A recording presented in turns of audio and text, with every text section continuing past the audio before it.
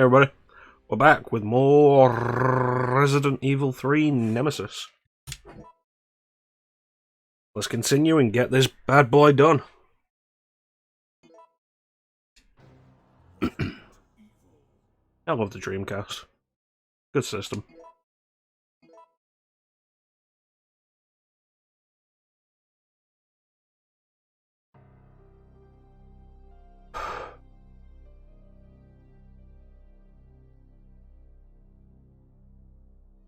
This is an interesting point.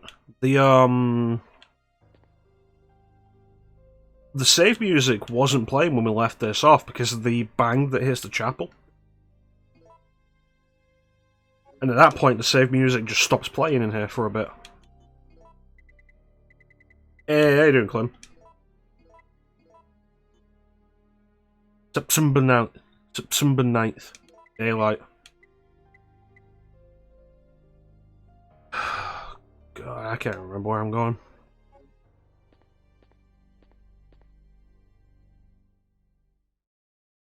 Friday, you doing anything today, Clem?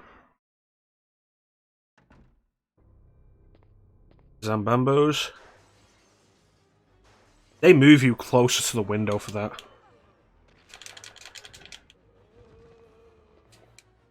"6 AM days. Bowling. That's not good enough, Clem. I need you to be here.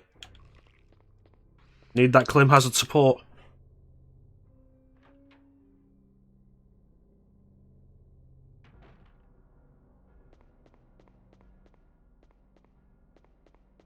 Okay, so I go back over here with the key. And I can unlock that door. If like an hour. I guess I better be quick.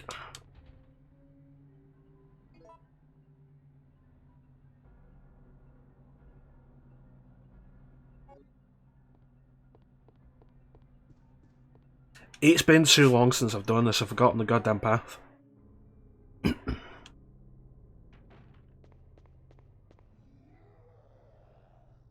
This sounds like the right way. 1, 2, 3, 4. They're doing tired. Excuse me, don't mind me. I should do Resident Evil 3 more often in my spare time. Because I like RE3. It's a damn good game.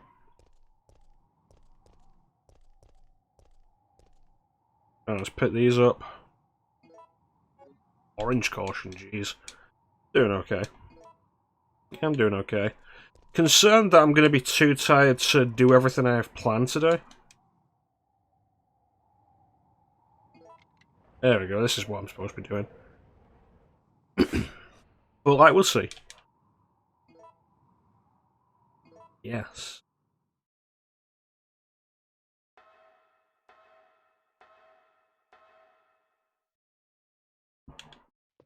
Alright, what are you? Silver gear. This music puzzle. Clip, have you done this game on stream? I feel like the only classic RE game you've done on stream is OG RE1.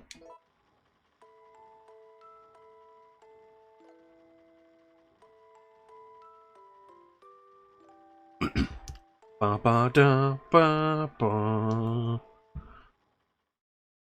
You should, Clem. It's a good game. I like it. Really? I thought you did OG RE1.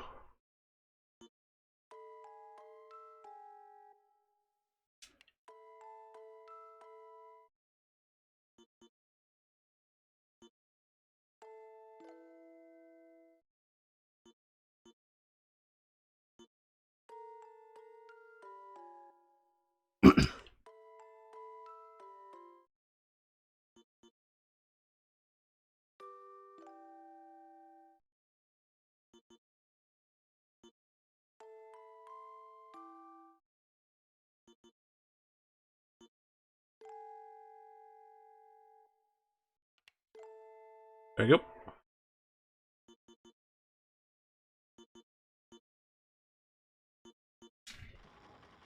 Seriously thought you'd done OG RE1.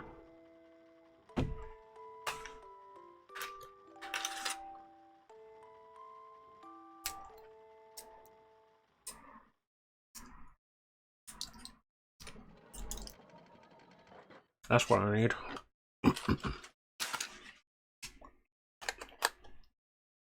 Chronos chain. Yeah, it might be worth considering after you've done a Mario RPG.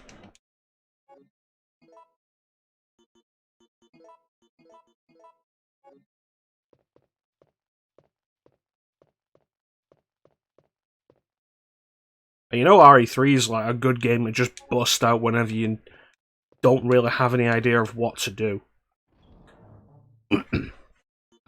Just because of the randomization element. Oh, that's more red herbs to go in my box with all the other red herbs.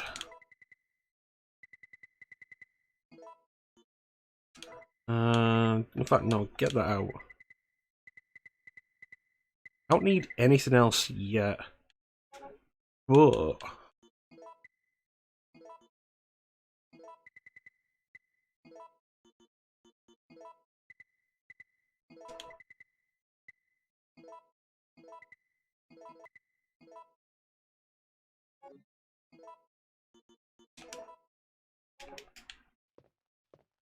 And I ran.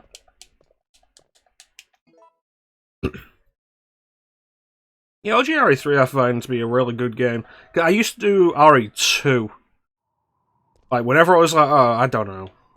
I don't know what I want to do today, let's just do whatever, and it would always be RE2. And like, RE3 is arguably better for this kind of thing, because the randomization element adds a little spice to it. Plus, as we saw last time, like, I can very much die in RE3. RE2 is super rare. Alright. If I hadn't screwed up earlier, I would have had this a long time ago.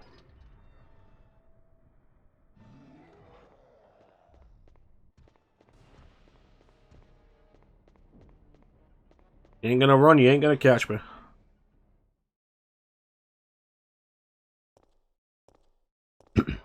Yeah, usually the only place I might die in RE2 is Birkin A.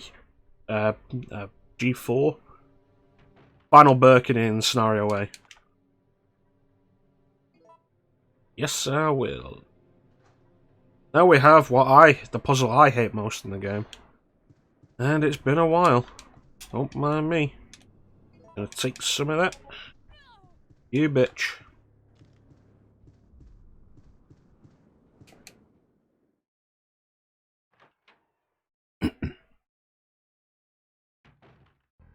Yeah, the clock puzzle.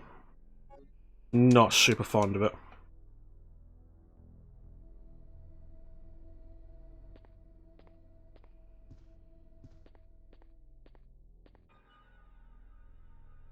Alright, let's do this.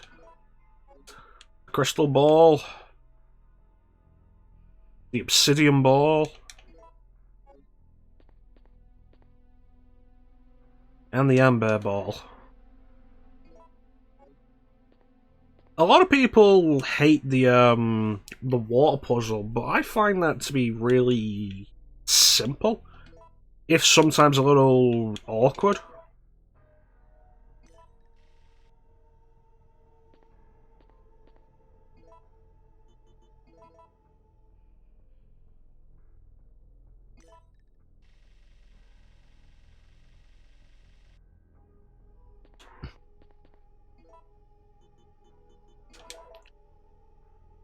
I know speedrunners have this set, like, so easy. Because there's a limited number of variations and they know exactly what you need to do with each variation.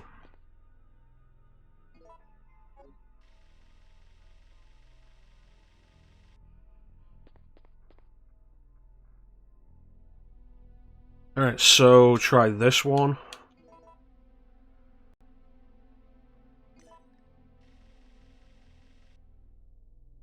Okay, and... I feel like it just isn't gonna work. Yep, too far. Too far, Tony, too far.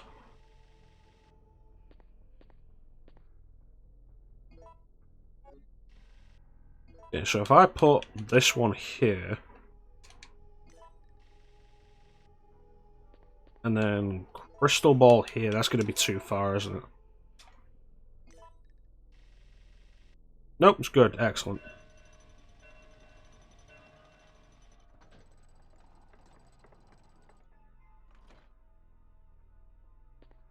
Alright, let's do this.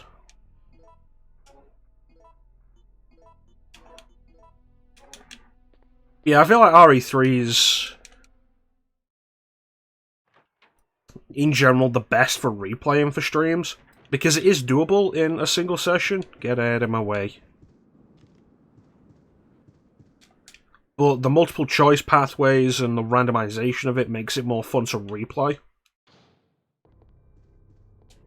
Really glad Nemesis wasn't in there, because sometimes he is. And it's like, oh shit, it's a tiny room.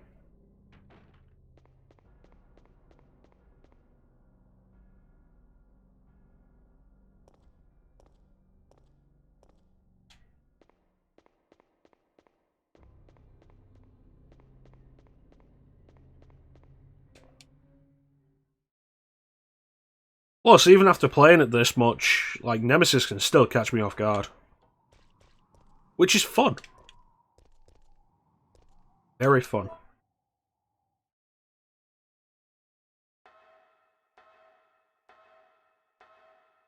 And for you, the viewer, as well. Alright. So.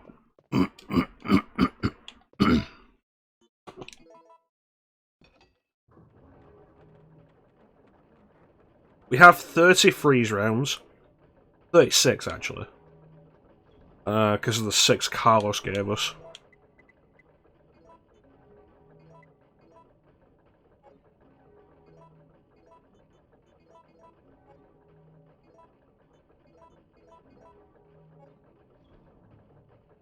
I can't remember if I combine grenade rounds with A to make acid. I don't have any A at the minute anyway. Oh, I have 1 A. Cool. Let's get another healing item though, just in case. Because this is a dangerous fight.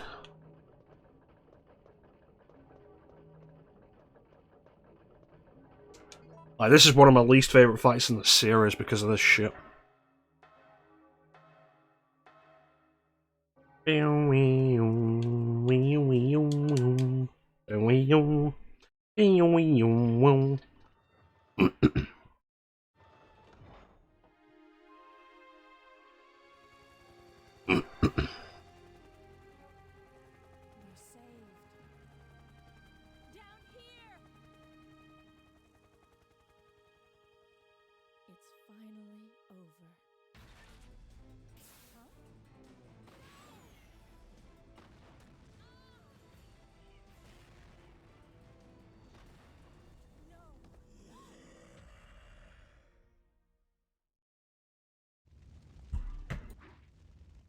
Okay, so I'm hoping that I chose the right path that leads to Nemesis still having the rocket launcher.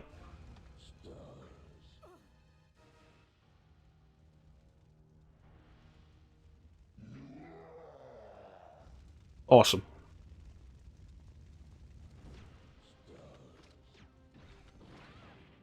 Feel like I'm not hitting him.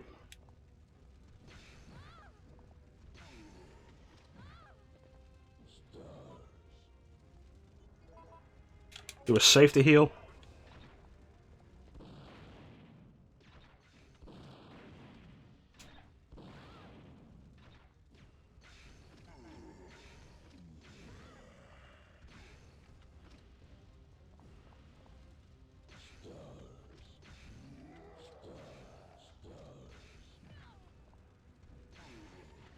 Awesome.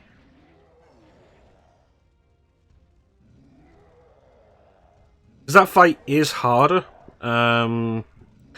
If you have the variant where Carlos jumps in and destroys the rocket launcher.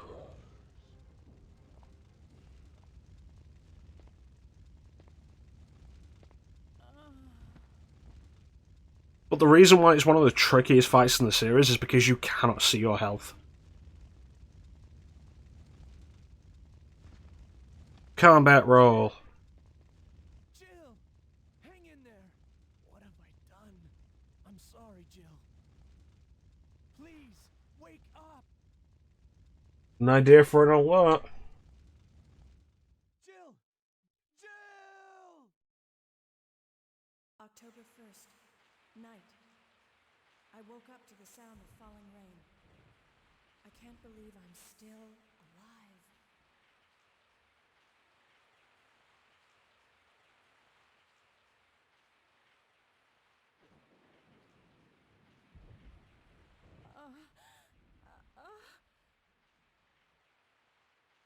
We'll have to do that later in preparation for like the next stream. That's a good one. I like it. Don't worry, Jill. This chapel is safe. It's not safe. I've been infected by the virus, haven't I? Hey! Take it easy. I'm okay. Don't feel any pain.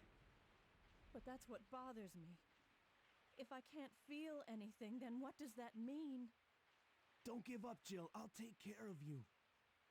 Whatever you do, don't let that virus beat you.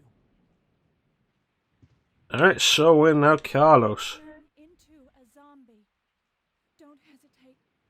I want your word that you'll kill me. Alright, let's do this. Don't need the ink ribbon. Let me put that away. Get some space. Alright. So, like I said earlier, RE2 I can do no problem, with the only point that's a little bit being the final Birkin fight in Scenario A. RE3 has quite a few positions where it's like, I could die here. There's a very real chance I can die here. It's like, maybe that's part of what makes it so appealing. I can't get back outside, can I? Damn. There were herbs out there that I didn't actually pick up. Damn it.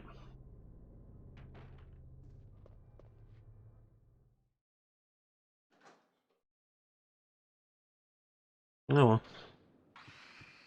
God damn it. Out of the way.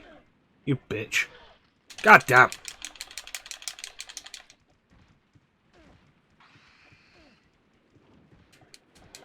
I'm not even out of the clock tower and I'm already in caution. This has been a cursed playthrough.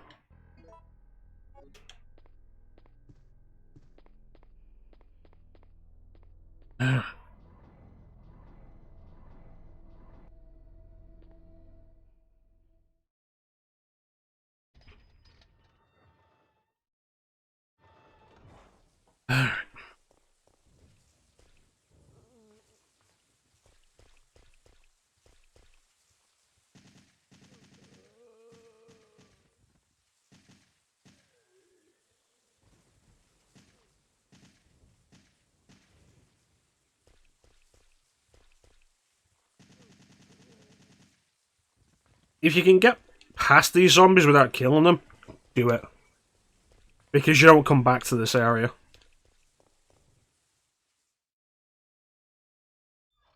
When you're in this area, there's a cutscene that gets you further, like, a good amount of the way through there. 89%, that's not great.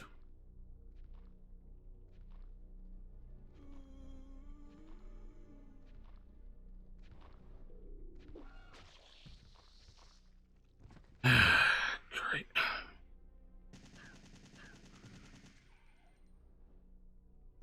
Oh, jeez.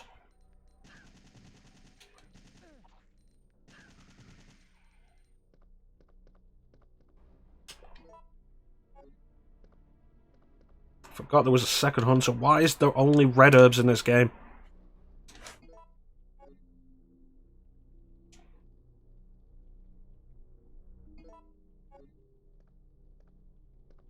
Doesn't help me.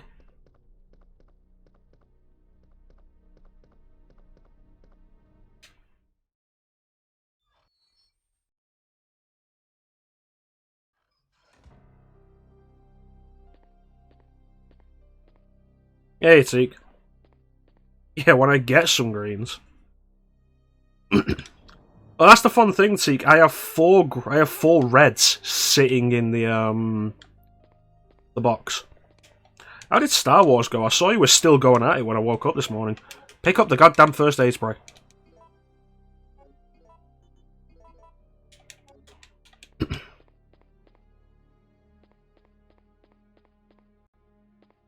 Are there any green herbs in the hospital? There's gotta be, right?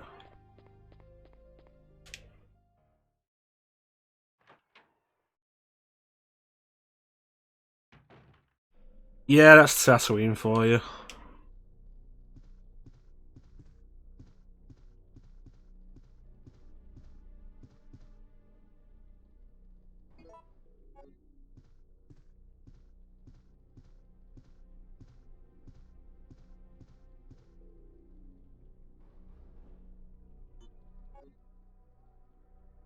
Isn't that post-game? Hey, how you doing, man?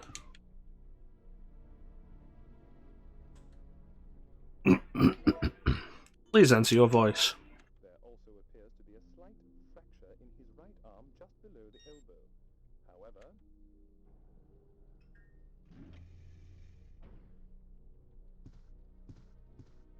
At some point, I need to, like, do KOTOR 2. Alright, so we go down to the basement first, because dealing with the hunters in the basement is harder. Level 36 quest.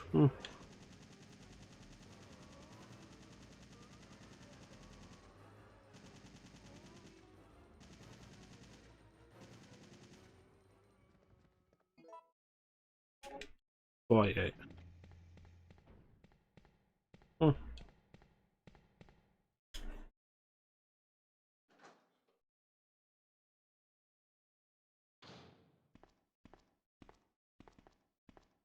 I know you definitely haven't actually killed Revan, because he's the focus of one of, I think, the second expansion. Guinea pig was still alive. What are you doing? Have you lost Which I would count as a spoiler if it wasn't the main focus of the expansion. like that? Or like a sub-expansion? I don't remember. Shot you. Yeah, you know him. The one with the gray hair, ugly mug. Just kind of vanished in a puff of light. Shoot me. That traitor. You mean Nikolai?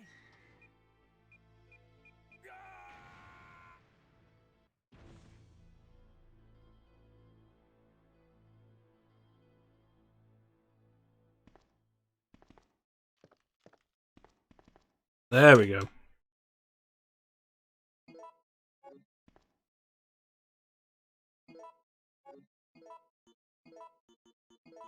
Yeah, at some point I should absolutely do KOTOR 2, because I like KOTOR 2. Though I suppose I should just do more BioWare games for the channel. The stream. Do we call the stream a channel? Yeah, I guess we could. Oh shit, do I remember this solution?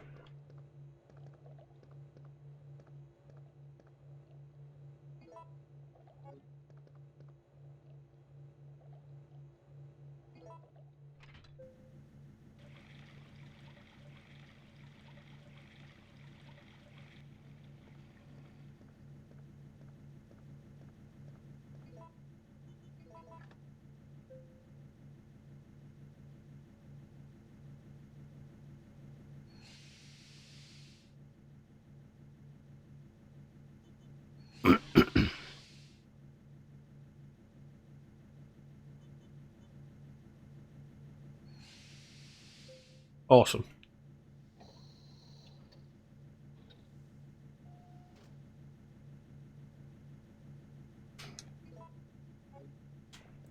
Now let's get out of here.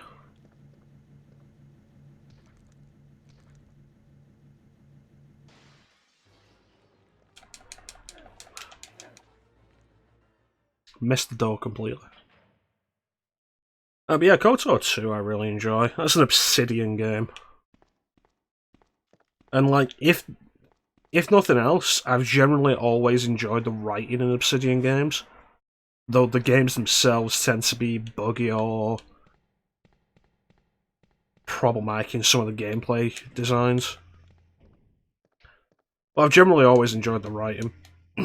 Like KOTOR 2, story-wise, absolutely better than the original.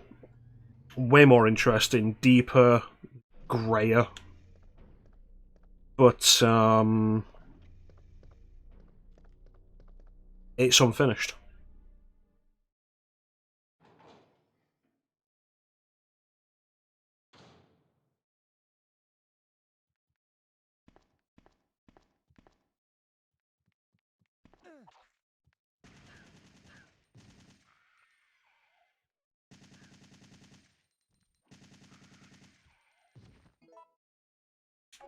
Alright, that went better and worse than I expected.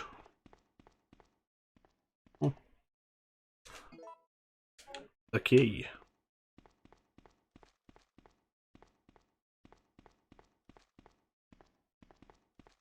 Alright, there's nothing down it.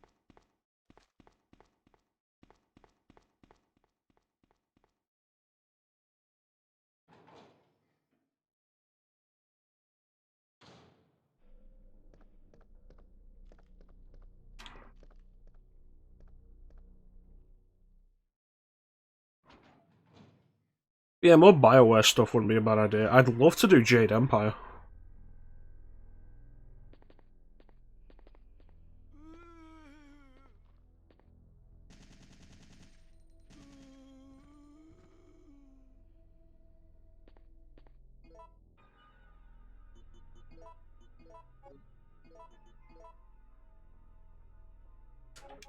I don't remember where I find the code.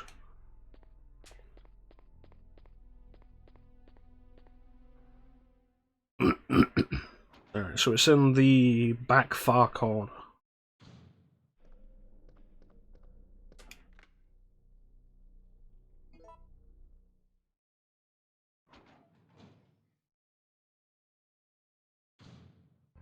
I remember where I find the code.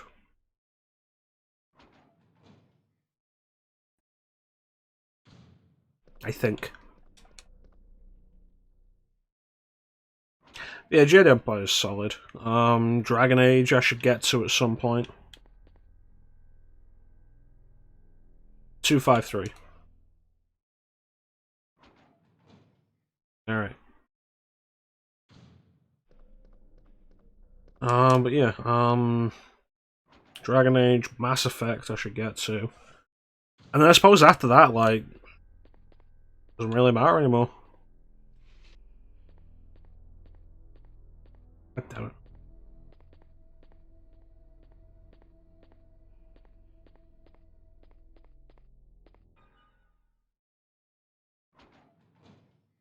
There's like Dragon Age 2, and Inquisition, and then Mass Effect 2, Mass Effect 3. And it's like, what BioWare games do I want to do after that? If I'm going to play Baldur's Gate, I'll be honest, I'm probably not going to do it on stream. And even then, if we're talking Infinity Engine games, the one I'm interested in is Planescape Torment. At some point, I need to play that, because I've bought it like 4 times.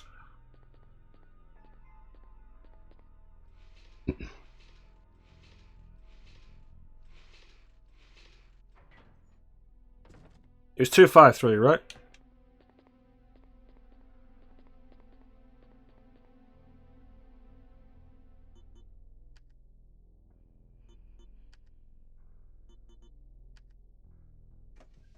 Yes.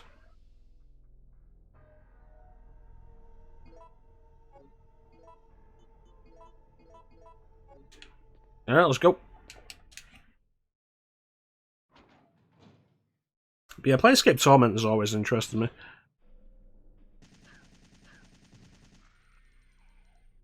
The problem has always been just, like, getting into it. I've never been into isometric stuff.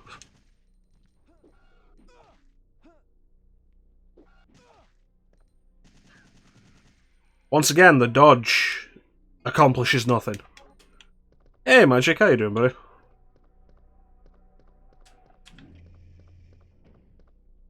Just fixing to wrap up some RE3, and then, with any luck, jump into the next game in the 10 years of Resident Evil series.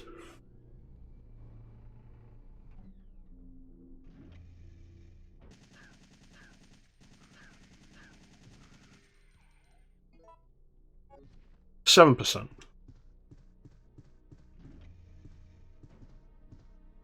Problem with sound?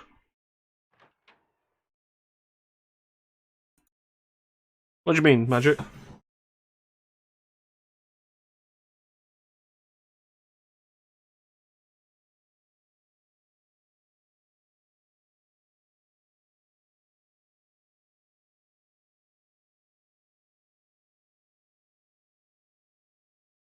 Don't want to press that. There's no game audio because I'm showing it as game audio turning up here. So that's weird.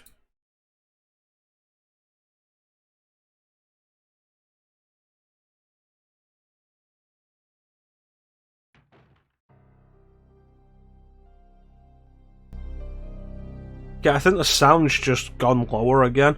Alright, so I've turned it up. Sorry about that, guys. That's weird that it does that.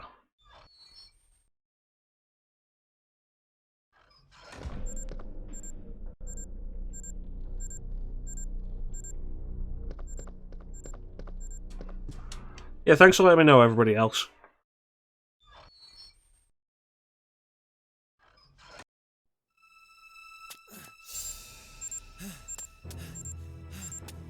Yeah, it's weird that it does that, because that's the same audio level it was at yesterday, but now it's gone and made itself quieter.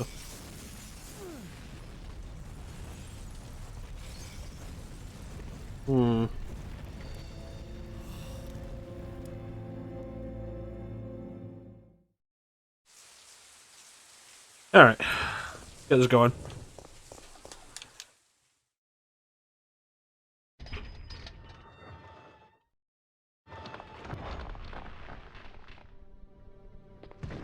Oh no, the bolt worms.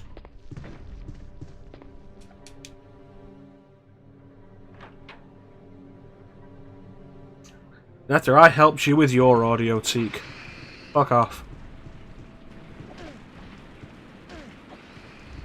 Motherfuckers. Out of the goddamn way.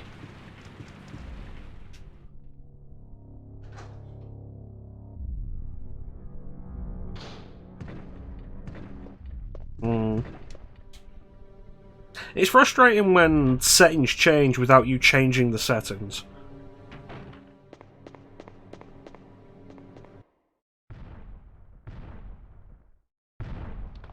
How did Nemesis get up there?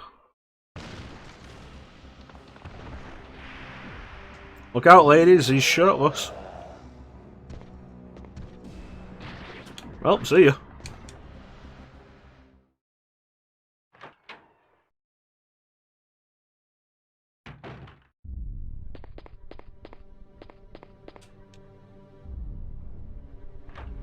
I love this room though, like he doesn't follow you through the door like he does every other area, he just dashes out of the fire.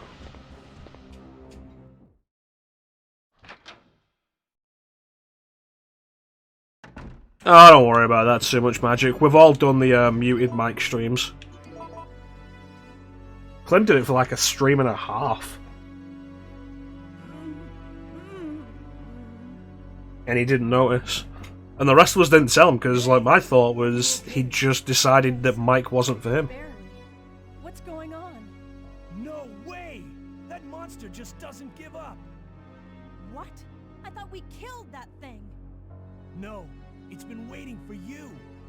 Teak stream last night, he started up. He's playing with us. And Carlos, does his usual thing, is like, I assume it was, hello everybody, I'm Teak the Gamer, and this is my dick. But we couldn't hear it because he was muted. He was having full-ass conversations with people. are you sure? But we were in the chat like, I hope he's okay. But it was like when Clem had just started streaming and he was still kind of unsure about streaming.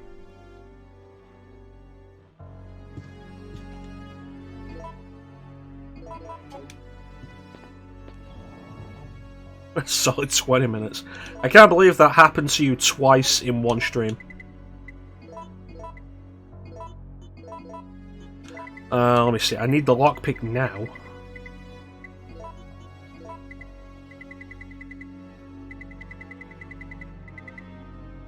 There are a bunch of green herbs in the park. I know there are.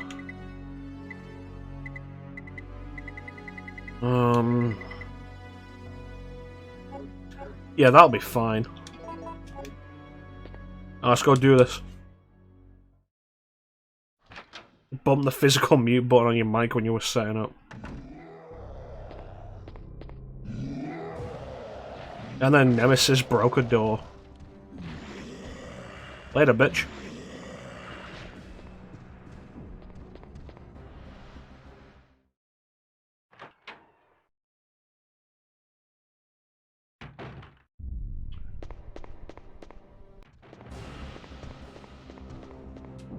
Later, bitch. Yeah, I also mute just on my stream software.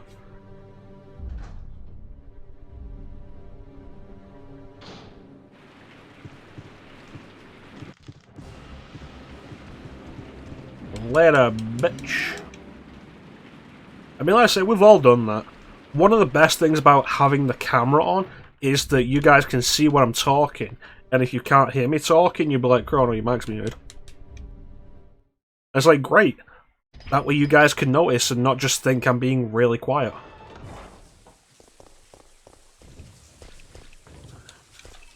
Yeah, let's get in here.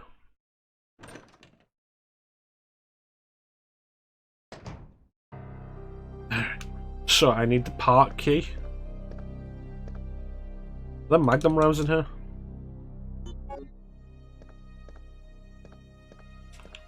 That's why Clem got the camera and not because he's vain. I got the camera to enhance the stream. And like having the camera off for months, I feel like it does become better for the viewers if you guys can see me.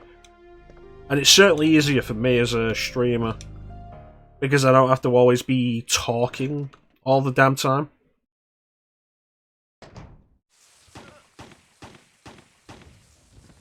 Because then you guys can actually see my reactions and my facial movements. Still have the lockpick and I shouldn't. And like going back to the FF7 remake stream, like I wish I'd put the mic on for that. Not the mic, the camera. Because so much of me in that stream was just like facial expression.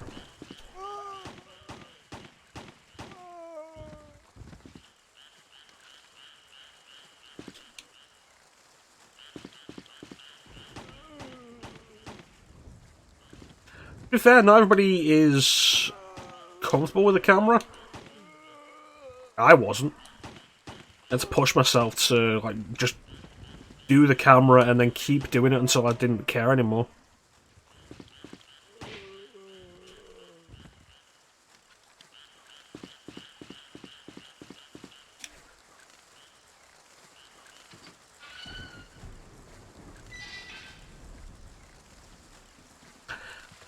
Oh shit.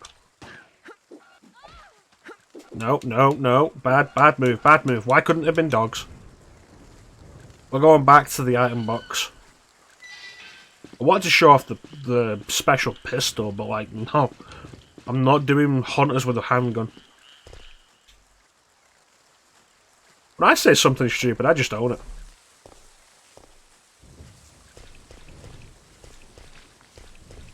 That's where it'd be.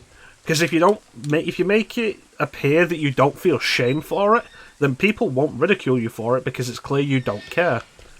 And people only make fun of you for stuff like that if they think you care. Like, if you don't rise to the bait... Turn around, Jill. You don't rise to the bait, a lot of the time people just lose interest in it. But no, I say stupid shit all the time.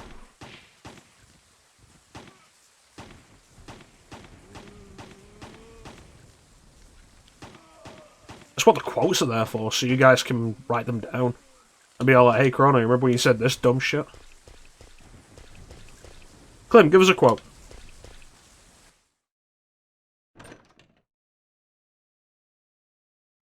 say something stupid all the time, and I don't apologize for nothing. That's fair enough. Like I say, I think it enhances the stream for it.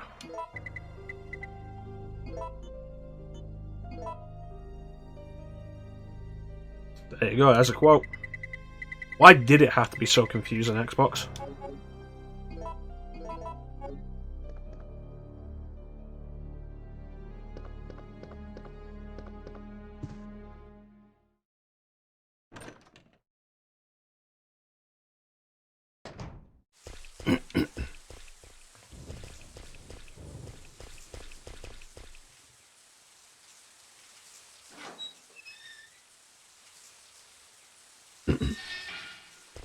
Alright, let's do this.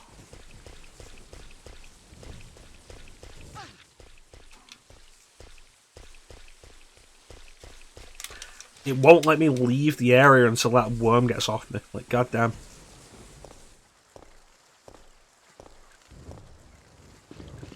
Yeah, doing insane stupid stuff's like half the fun of the stream. Give us another quote, Clem. Let's see what other stupid stuff I've said.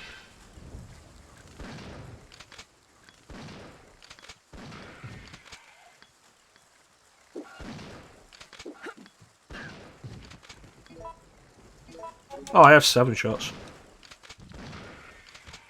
Awesome.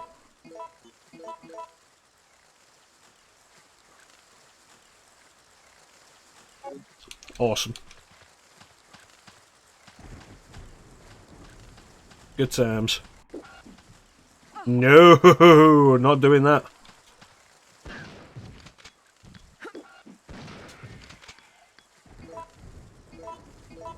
That's like one of the only times the dodge has actually worked for me. Let me see, check you. You're the one with the magnum bullets. This guy over here who has the cabin key.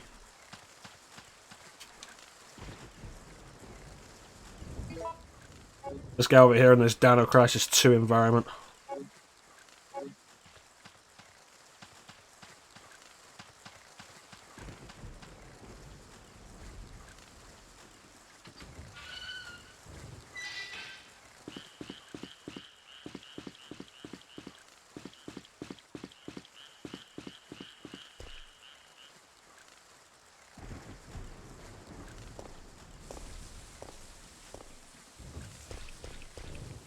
Yeah.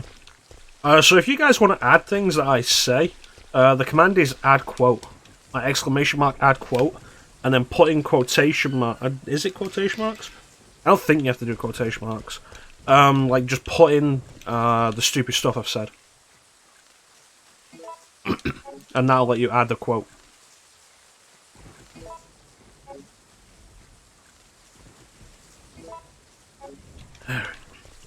I might have to do a bit of in and out in the cabin.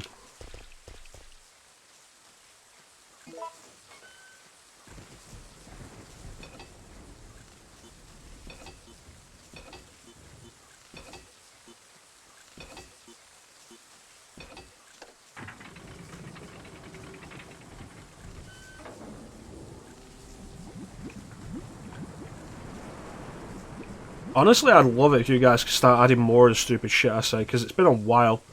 When was the last quote added?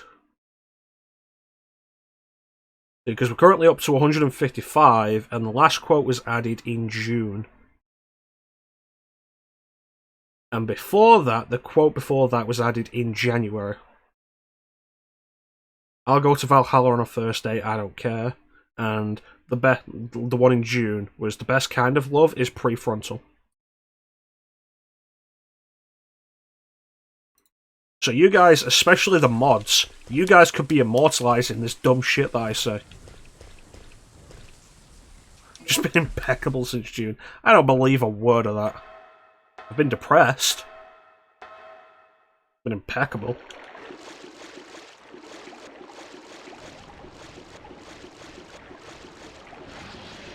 I absolutely hate dealing with Gravedigger. Get out of here with your buttworms.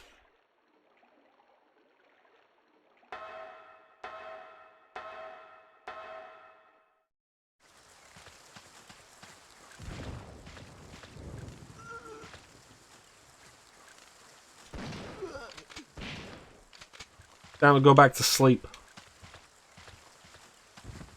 Gravedigger Dampe.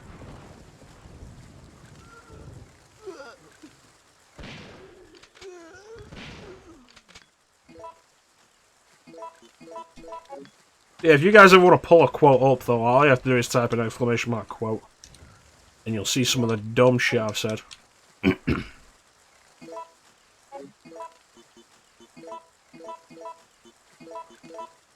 This game has been giving me so many red herbs. I don't have use for all these red herbs because I don't have enough green.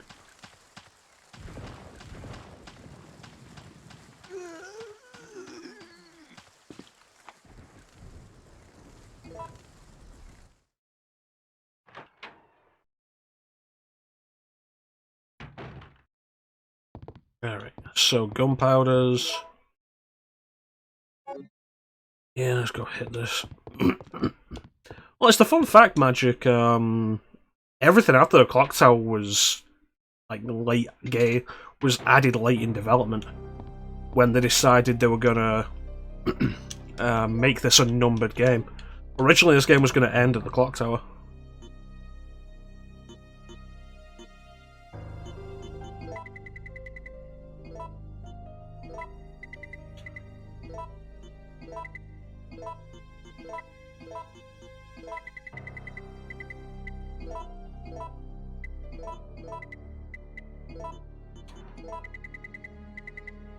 I think I want to add just plain A.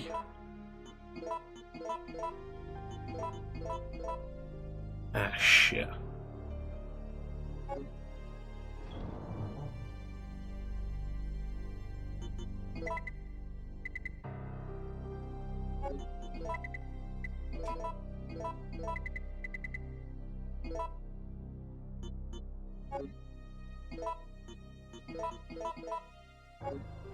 Alright, so I'll pull out that other B.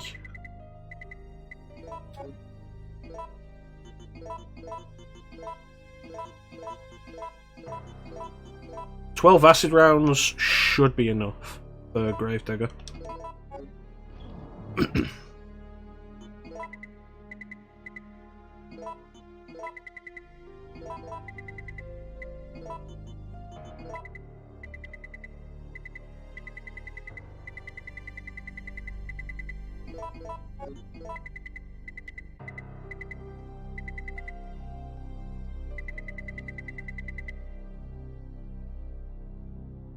Hmm.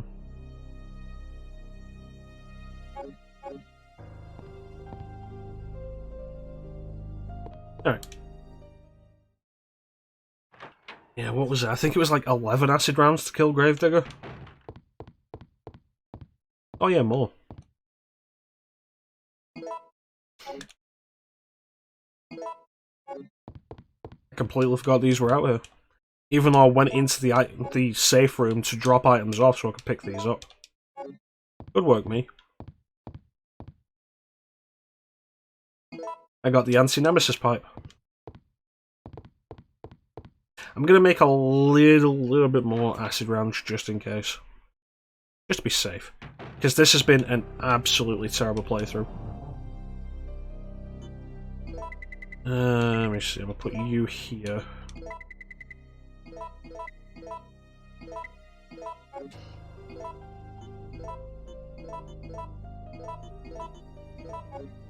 There we go.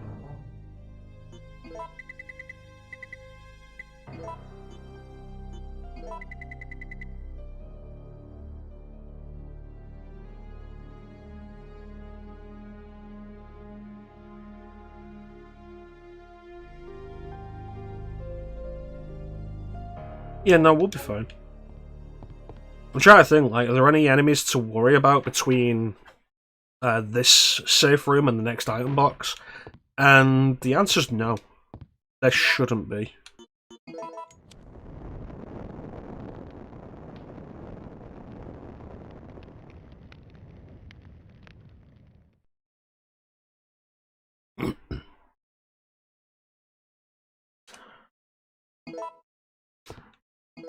To be fair, you probably always need a lighter.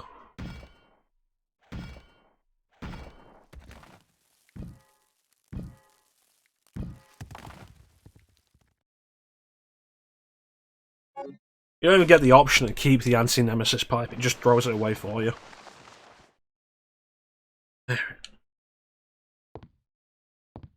Any items in here? Oh, there's grenade rounds.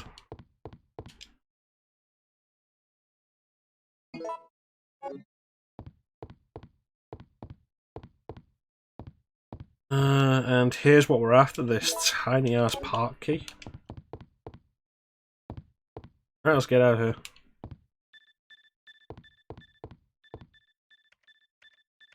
All supervisors, mission terminated. Return immediately. Repeat. All supervisors return immediately. Over. Turn immediately to base.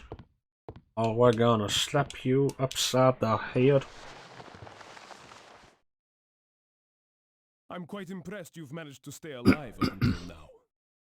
Nikolai, you dickolai. And you seem to be doing a pretty good job of looking out for yourself. How about helping out? I have no intention of helping you. Because we're nothing but pawns in all this? In a manner Manner of of speaking, yes. you are. Our employers wanted a detailed analysis of the zombie beings which were created through infection by the T-virus.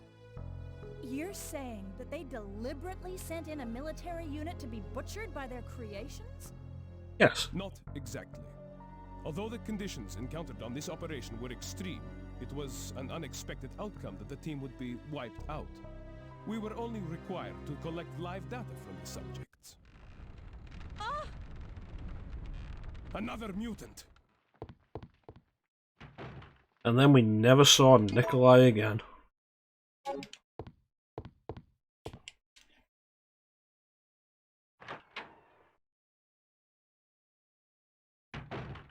It is honestly a shame that Gravedigger isn't in Remake, RE3 Remake, because it's one of the more unique enemy fights in the series. The fuck am I saying? It's yawn. What is that? That's a penis. With teeth.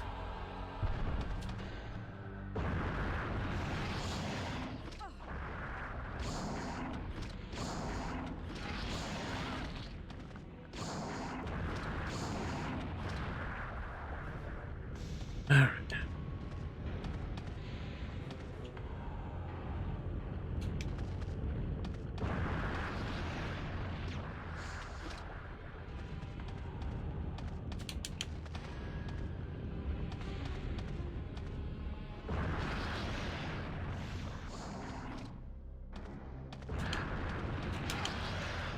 One thing I do think is really cool about this boss fight is you can see it visually take damage as you damage it. And the same happens with a final fight with shirtless Nemesis. You can see it visibly take damage. It might be add space quote.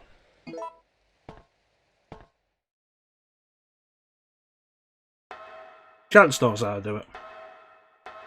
Like, Bane knows how to do it, and Chance knows how to do it. Wow, when are there ever spiders here? Oh.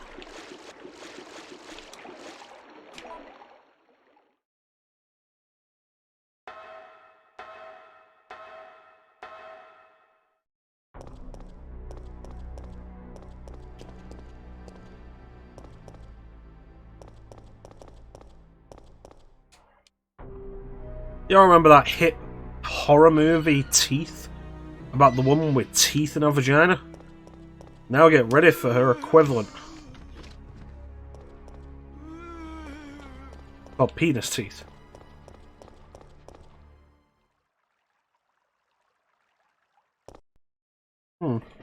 Why isn't that working?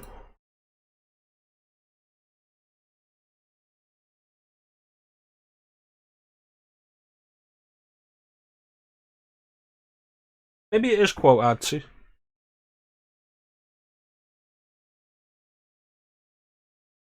There you go, May probably knows better than I do. I set it up a long time ago and explained it to Bane, and Bane remembered, because Bane was the one who added the quotes.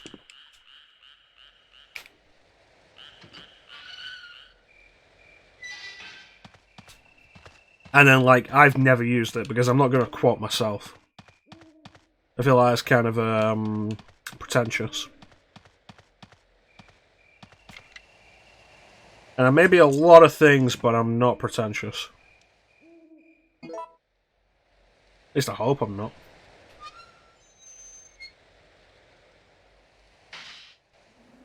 Alright.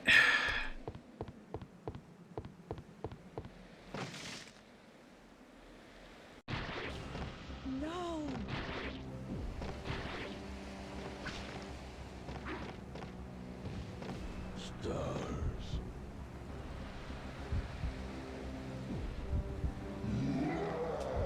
Later, get her.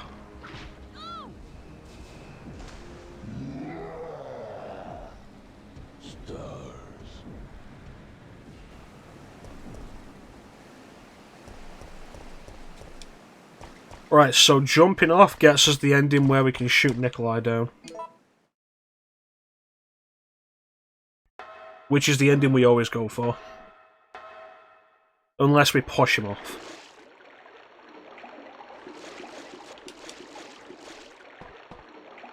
I mean, you say that, Clem?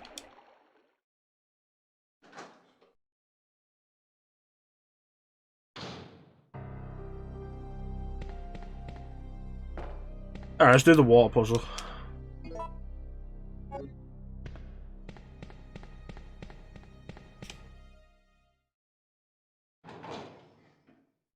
I hope the gunpowder is here.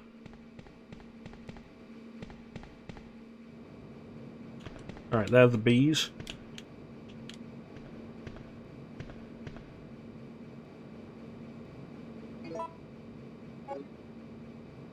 You know, if the acid rounds deal extra damage to Nemesis in the upcoming Nemesis fight, that'd be pretty cool.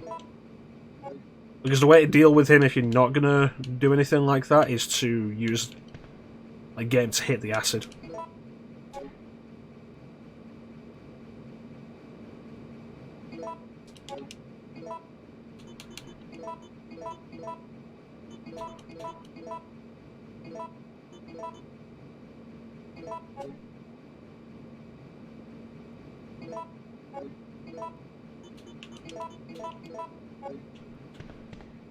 First aid spray? Yes, please. And water puzzle.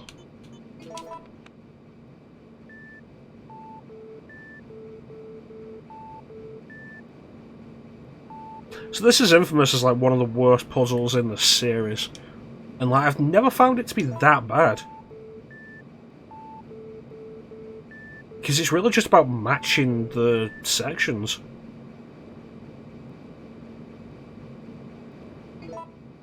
Okay, I want to move there. B might be okay. Hey, how you doing, Flame?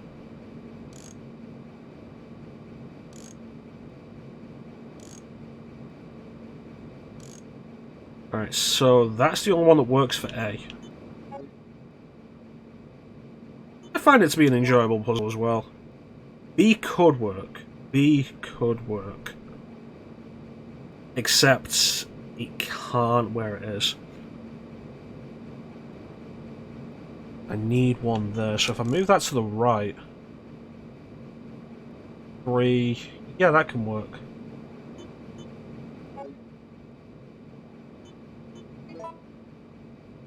And left.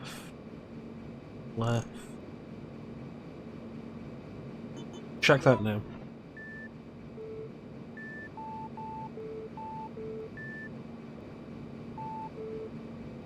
Okay, so I think A needs to move.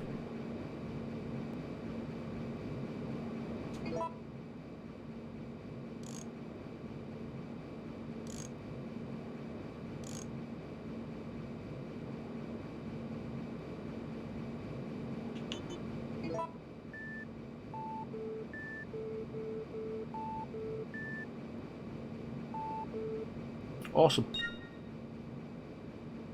I like it when I say things like this, like, oh yeah, no, I don't find that puzzle that difficult, and then I do that puzzle really easily. Because if I'm all like, yeah, no, this is pretty easy, and then I have a hard time, I look like an idiot. I look like a pretentious prick. Thank you, Flame. So what's your newfound hatred of this fantastic game?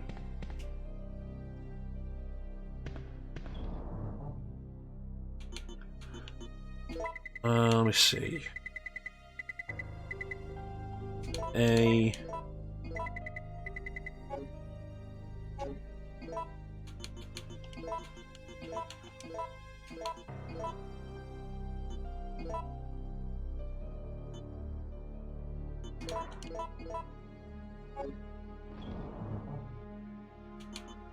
Do I have more regular grenade rounds? I do.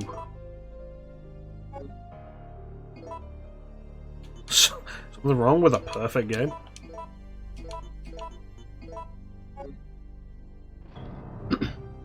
No gunpowder in the pharmacy, the press building, the restaurant. If there's no gunpowder in the restaurant, it should be in the press building, shouldn't it?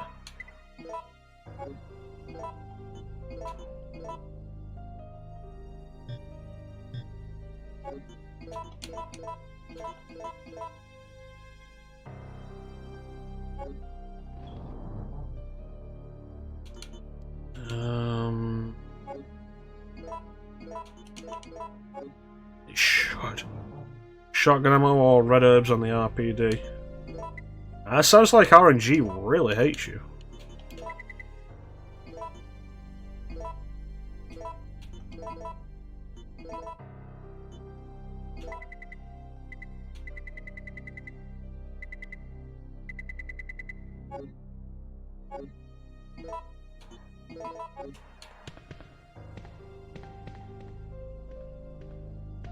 Alright, let's do this. Remember, we have to come back here to get the rocket launcher.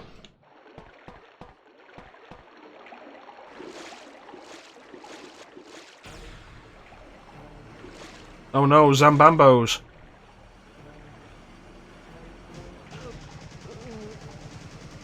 To be fair, if Jill had just faced forward and pointed the gun up, she would have killed them all at once. Thanks, Florence.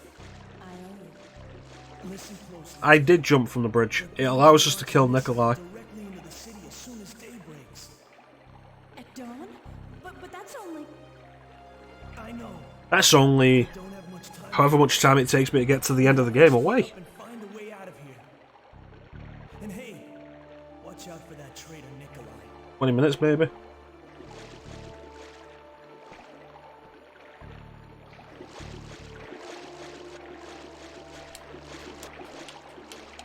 Maybe a bit longer.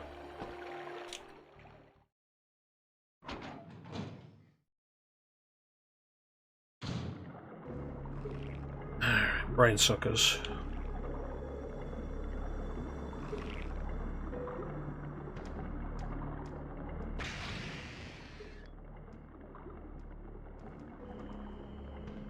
That's just not to get into the chopper safe and sound.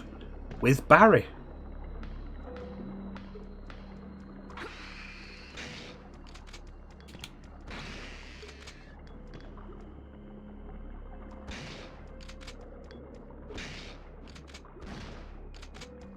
I know, but also fuck him.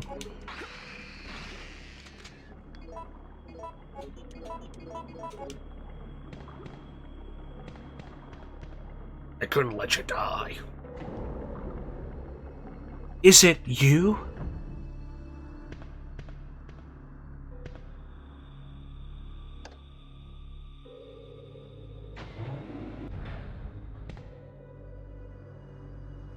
That's right, this is a Barry percent run. Zambambo.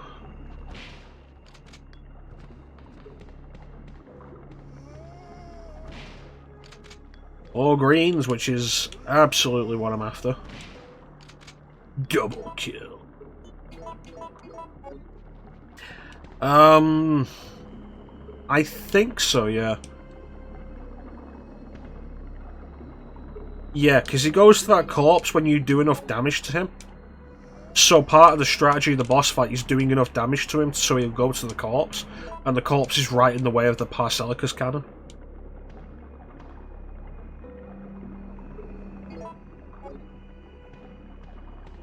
Passage... The pass something cannon.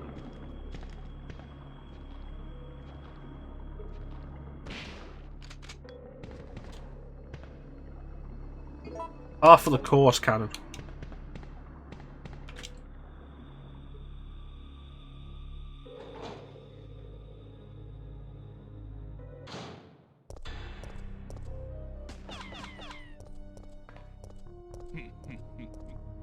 Nikolai? Is that a fact? That's interesting. Because I've never actually had the fight take that long.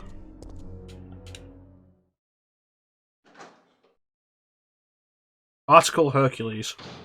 Thanks, Clem. Bless my soul, Herc was on a roll.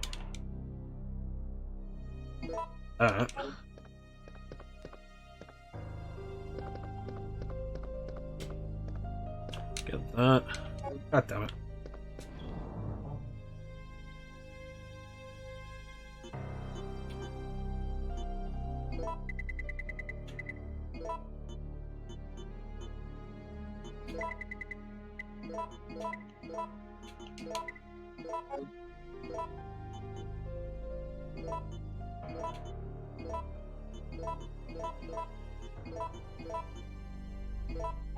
Sword of Damocles is hanging over my head, and I've got a feeling someone's gonna be cutting the thread.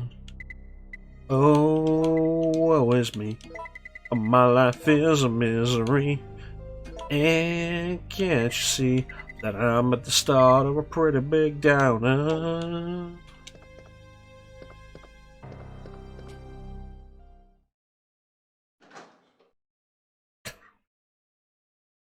Hercules has some class jokes.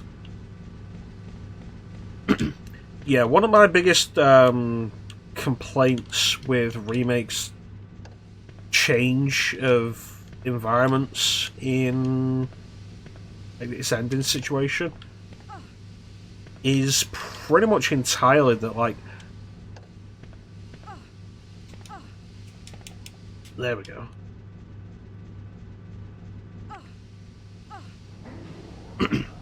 Like, they get rid of the Dead Factory and replace it with another lab, but the Dead Factory is a fairly unique system.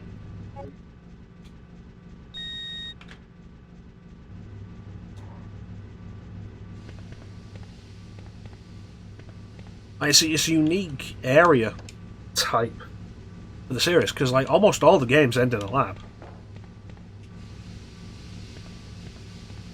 And then here's just a disposal facility. Need the lab card for this, maybe? Yeah.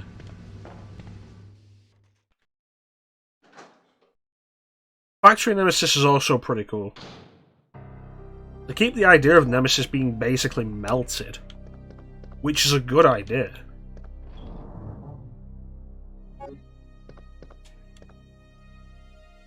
Yeah, take this.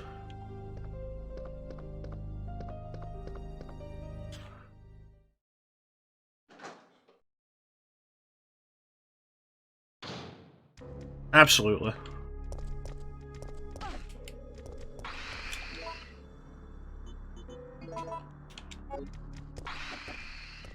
Oh, motherfuckers need to piss off. Like, I like so much about OG RE3. And while I consider RE3 Remake to be a decent enough game, I am disappointed with it as a remake. But I was also quite disappointed with RE2 as a remake.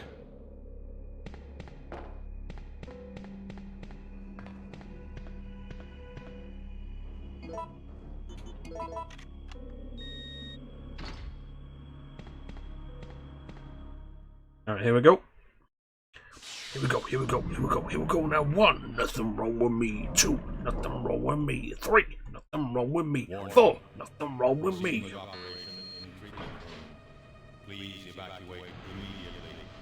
One of my favourite lines they ever said with this is like, you're in a dark room and Nemesis approaches you with his shirt off.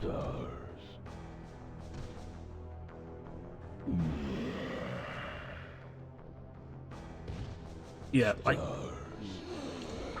that approach there is when you get the best look at Nemesis shirtless, and like the back of him with like the pustules and the way the tentacles all come out of the back.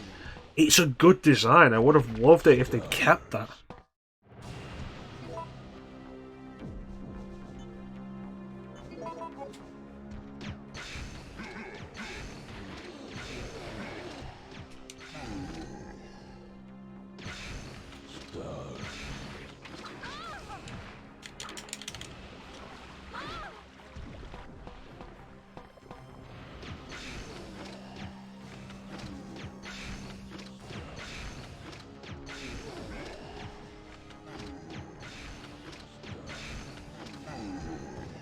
And then his head falls off.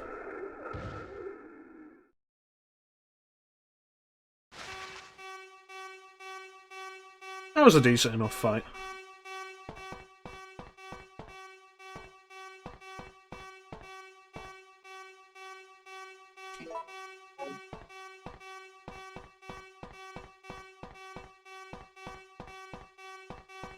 Yeah, I love the concept of the Dead Factory. Thank you, Clem. Yeah, it was the same kind of idea. Thanks for joining us, Clem. You take care, and I hope you have a good time bowling. Like, it was a good evolution of Nemesis's base form.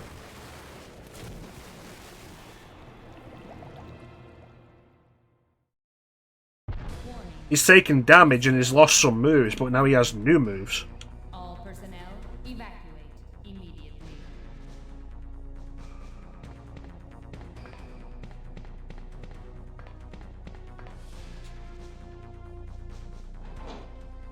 Bum bada bum bada bum bada bum bada bum bada bum bada bum bum bum bum. Wow.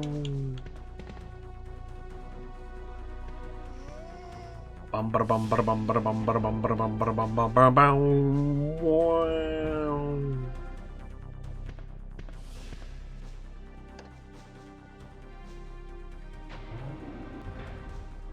Anything you had for Cole Veronica? Like, is that the same voice as the self-destruct in RE2? Type in the self-destruct in the chat and we can find out. You son of a bitch.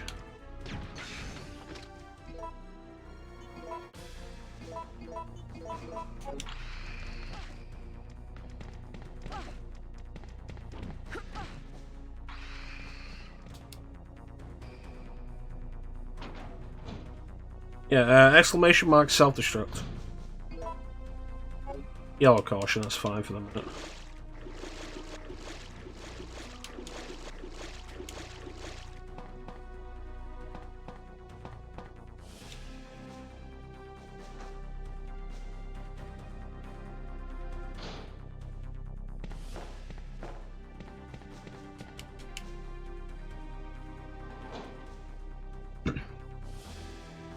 No, it's just one word.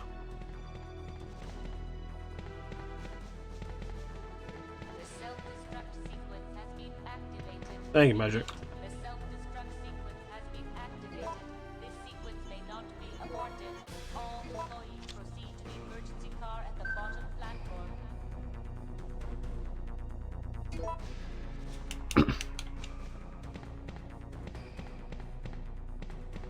Guys, go do this.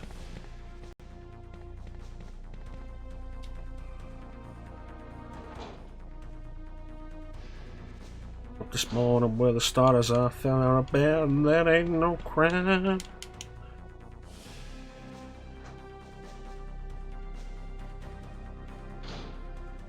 Oh, it's me. My life is a mystery. And can't you see that I'm at the start of a pretty big downer? Yeah, it's the missile destruct instead.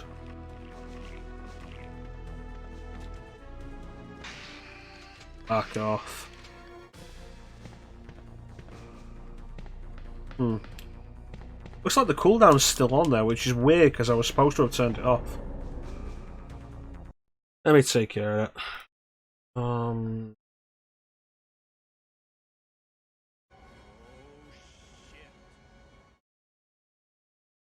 That's gone really quiet again. I don't know what the deal is with that.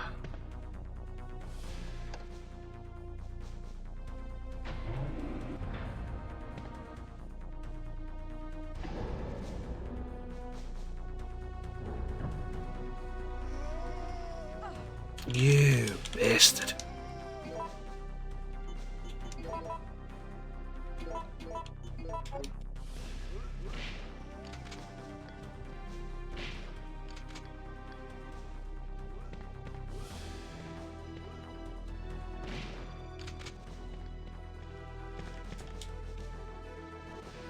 Survivor has some kind of destruction sequence, does it?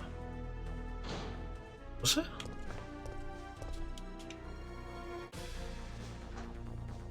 It's an interesting thought, actually. We'll find out.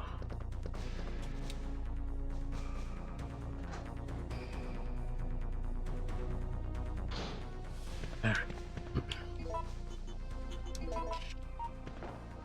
Do this. OG Survivor.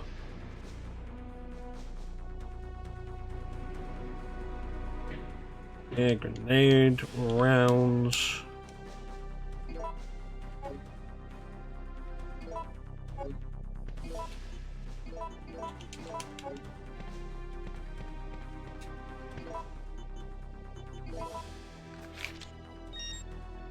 One of the most disappointing things for me in this game was discovering that grenade rounds are less effective at taking out zombies than just a shotgun.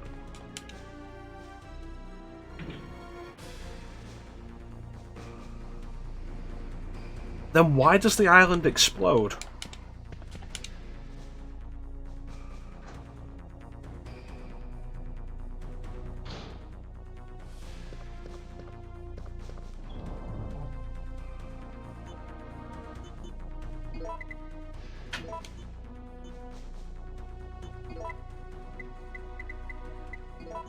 Magnum. Doesn't it?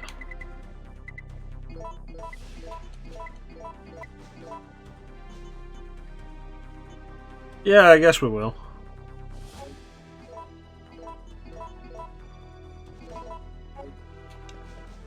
Survivor is next, yeah.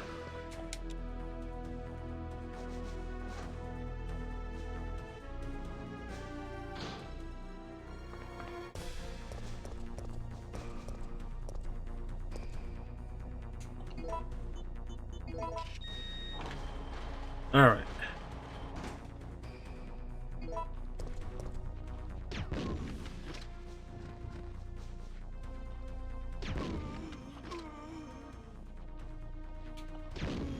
That's 3 shots to take out a zombie. Like, for some reason, the grenade launcher in this game will not one-shot a zombie, and it's like, why?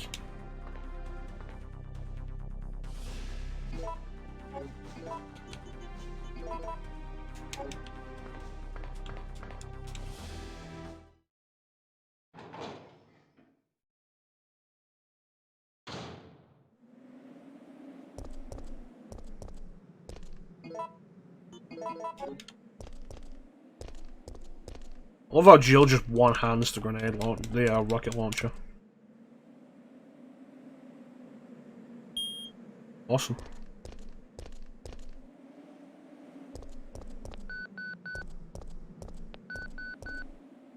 Mushy mushy? Such persistence. Nikolai? Sorry, but there is no escape from here. Indeed. Carlos, what's a Russian gunship doing here?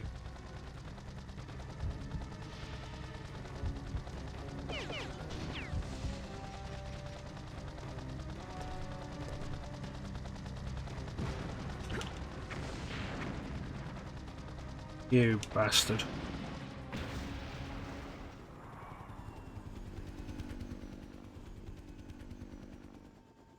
I'm irritated that I missed the first shot. Jill, what happened? Honagamas can appear Carlos. a couple of times. Choppers. It's possible for them to appear in the park. We saw zombies where they can appear in this playthrough. But I don't want to die in a place like this.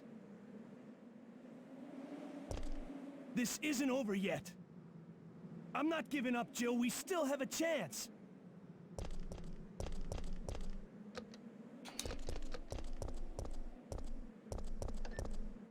Alright, so let's get that bonus cutscene.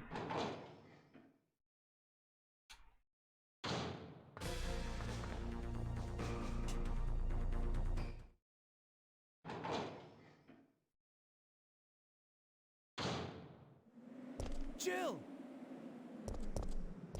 This is Shaun, over. I've come to retrieve Jill. I can see there's no time left to bring her back. This is the stars. Please come in, Jill. Here, are you there to come? Come in. Hey, he just called your name. Who could it be? It's the factory. It doesn't matter. You mean where you We get the should choice tell to him where push we are. Nemesis off or jump?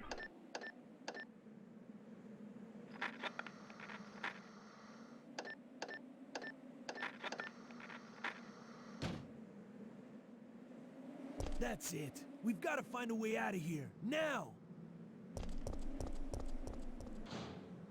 Alice, you're going the wrong way. Warning.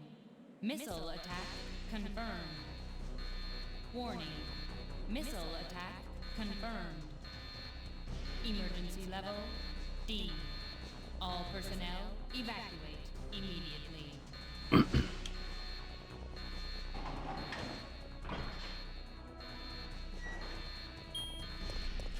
Alright, let's go.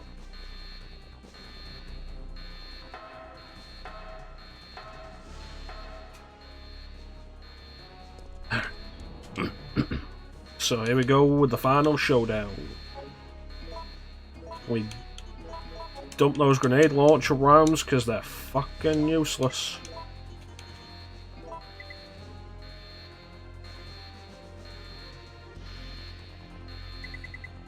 Right, no, zombies can appear there. They appeared there on this playthrough.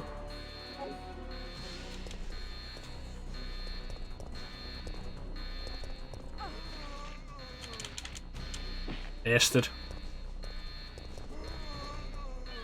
Aced.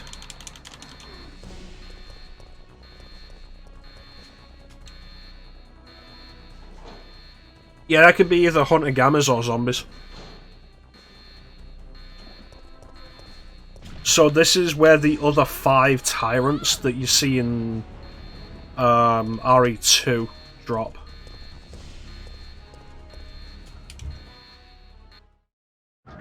Like the helicopter that drops the Mr. X on the RPD has 5 other canisters. The other 5 were dropped here.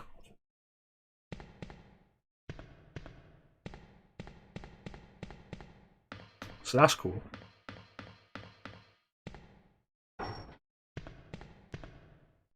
Checking system.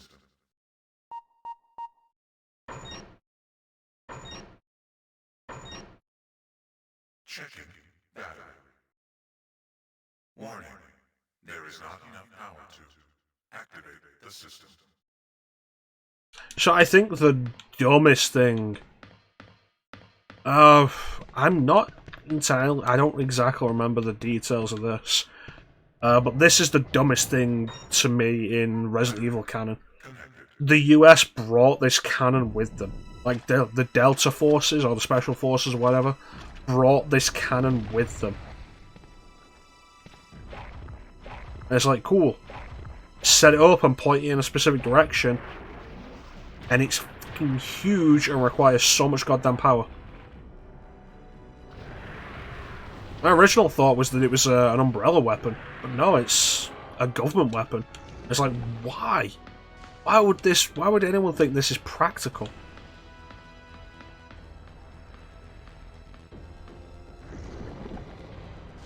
So dumb. And it's aiming at a wall.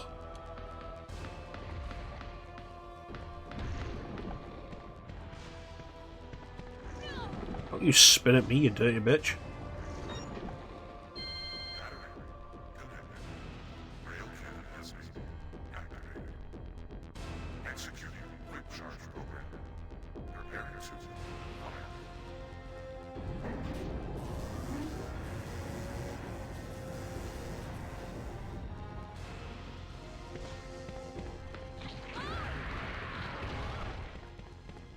It's nasty.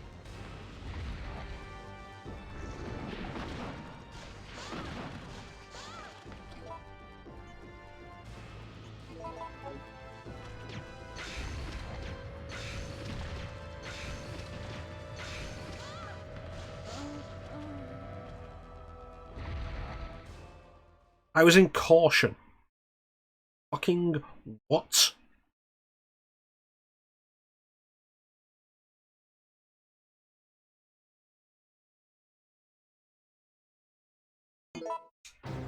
Resident Evil.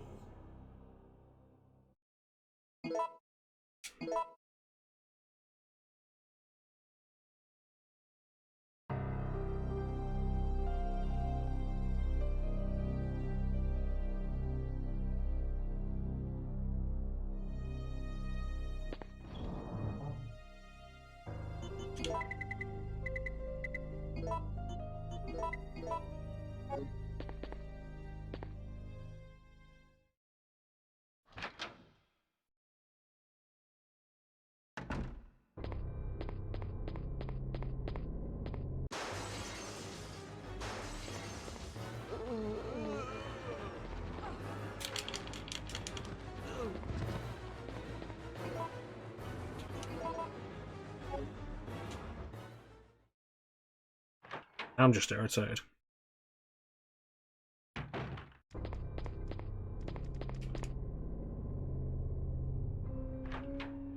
Birkin contacting the government is canon to OG Resident Evil.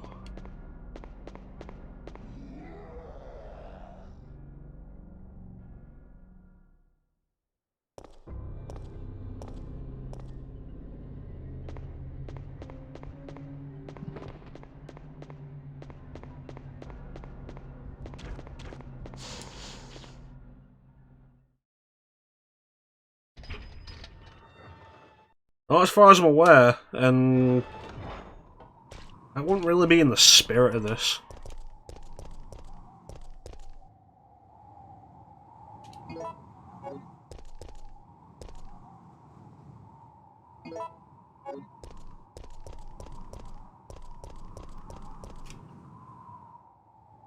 They try not to use emulator features like save states or rewind as much as possible on stream. Mostly because I'm using the emulator for the matter of convenience more than the advantages it offers. The gunpowders are up here today.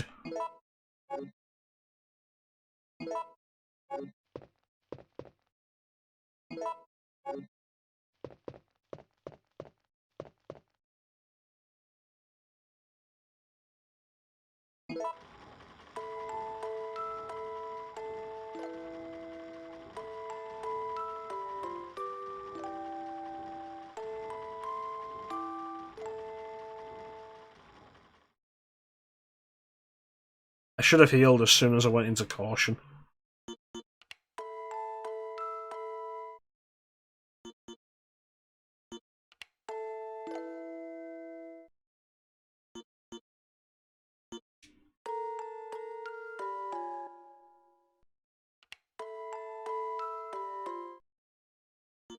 It's my own hubris that did it.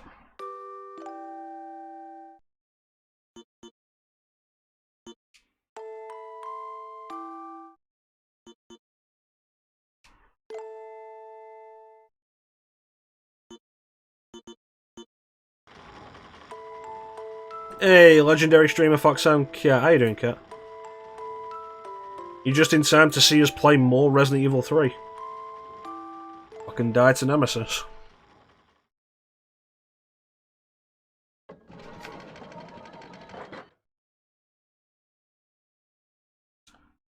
Alright.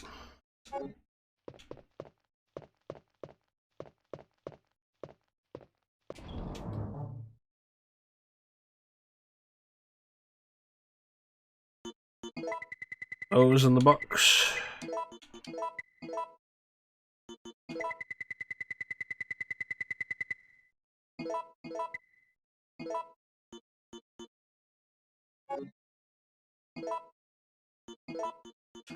That's right, Disco Dance Jill. With special Night Fever action.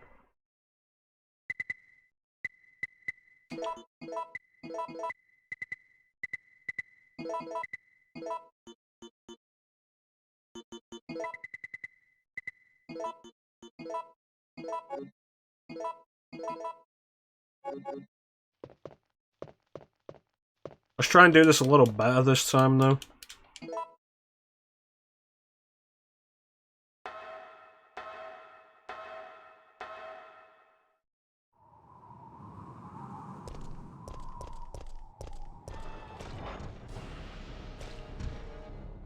Quite to play something other than RE. What did you have in mind, Flame?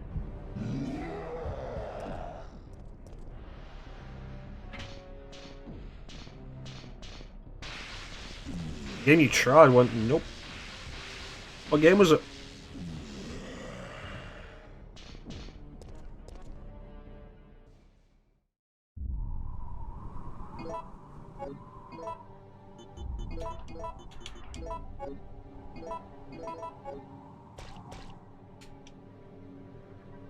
Oh yeah, I did see that earlier today that you went live with Darkest Dungeon. And I was like, it's pretty cool. I'd love to check it out.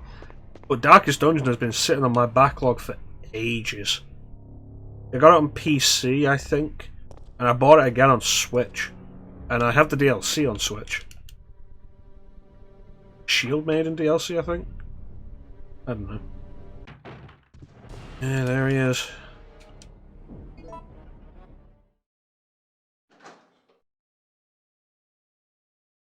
There's a game I need to get around to. Like so many others.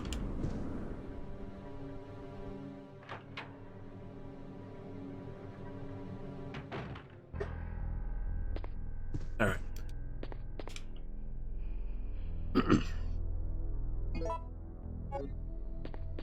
Xenonauts.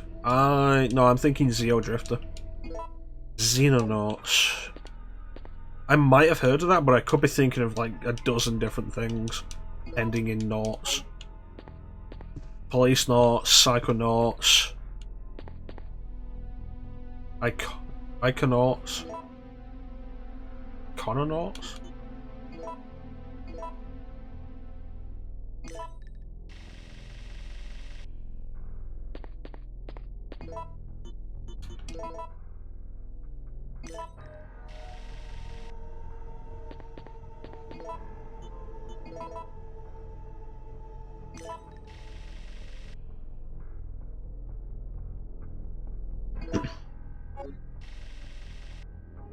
Yeah, you know what? Now I know what you're talking about.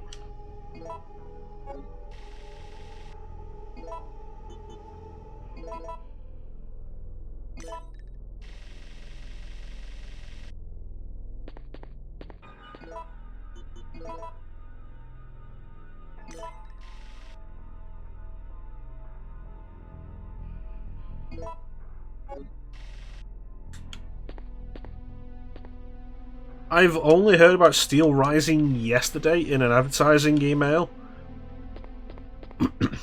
Saying I could get it for 25% off. And I was like, cool, I don't know what it is.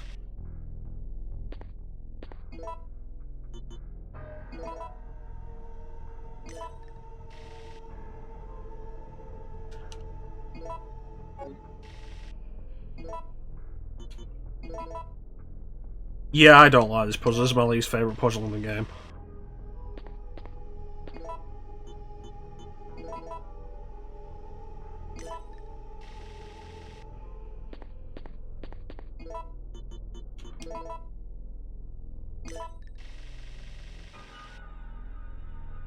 I think I have it mostly figured out. Like, if I sat down and worked out what the timings are, like what the additions and deductions are per, I could probably like make it simple, but I've never just sat down and figure it out. Silly cat, women don't have spines. But the comic book industry taught me at least, you motherfucker.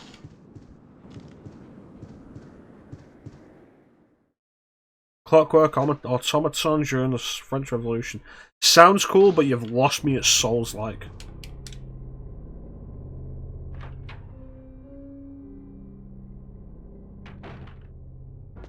Alright, I know there are blue herbs in this room.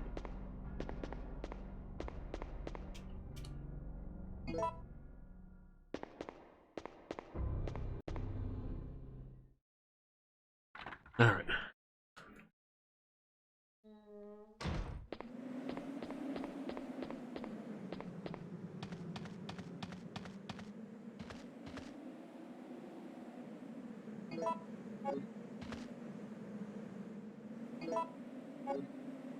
It's not even that I hate Souls-likes, I'm just tired of the genre. And the unfortunate thing is, to be a Souls-like, they all have to have a very similar, specific set of requirements. High difficulty level, punishing difficulty. Along with death is a very regular occurrence. The loss of whatever you've gained in that life, and the option to gain it back by making it back to where you died without dying. And I find that to be a very repetitive design. I feel like it limits the games that follow that idea in a way that basically no other genre really does.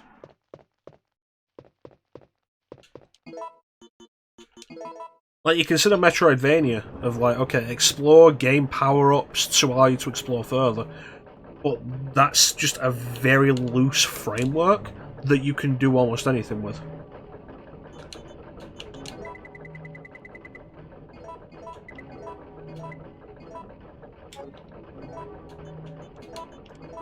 That reminds me, Digital Foundry came out with their,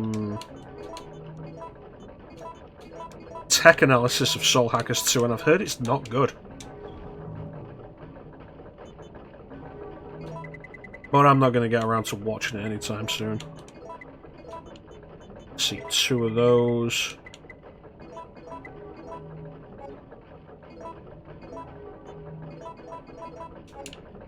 Alright, let's do this.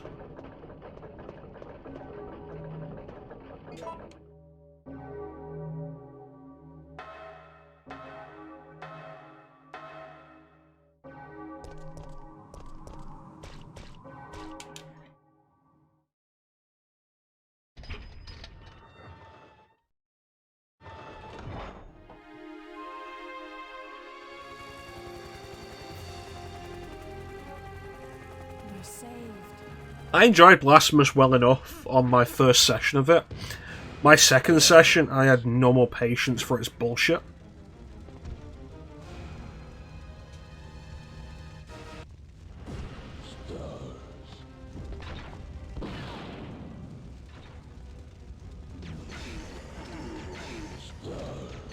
That's fair enough. Because I know when Nocturne HD came out,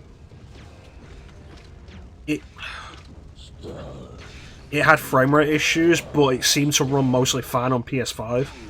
Probably just due to brute force. I'm sorry, Jill. Please, wake up!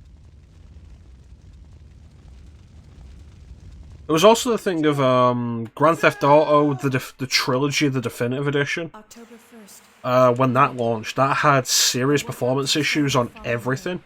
But if you played the PS4 version on the PS5, it ran stably. Or, like, as stable as it could get. And it was the best way to play it. It was smoother than playing the PS5 version on PS5. So, like, there's absolutely merit to that.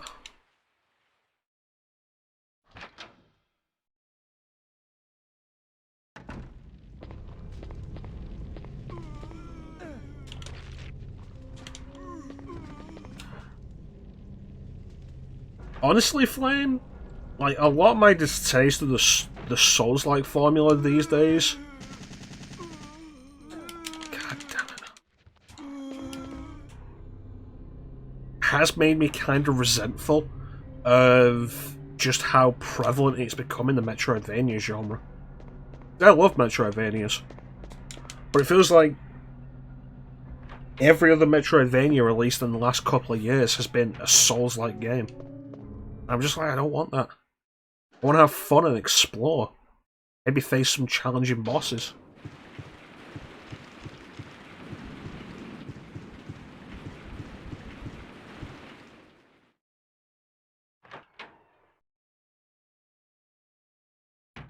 See, I stopped playing Blasphemous. I did a little Hollow Knight and then I stopped, and that was Mecha-Troidvania.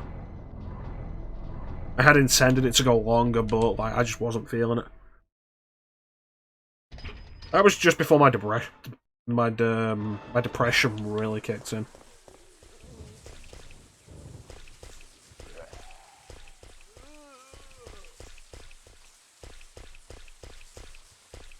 So that might have been part of it.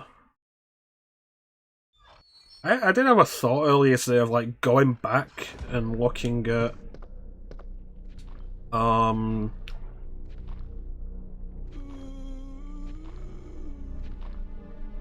back and finishing all the games that I started but didn't finish on the stream.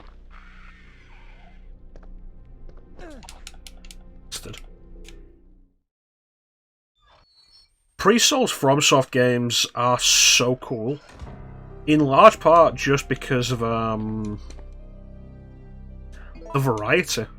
Armored Core, Kingsfield. I loved Otogi. And I was so happy when Otogi finally got added to backwards compatibility on Xbox. And at some point I want to do it on stream. Love Otogi. What else is there? The Adventures of Cookie and Cream. They did a Tenchu game.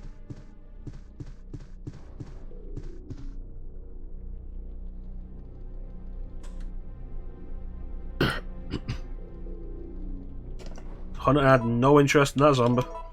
There also appears to be a slight Out of my way and go to hell. arm just below the elbow. However, Yeah, pre-Souls FromSoft is great. Shadow Tower is interesting. They did interesting and varied stuff. And while I'm happy for them having big success with Souls, it's like, I wish they would do things other than Souls.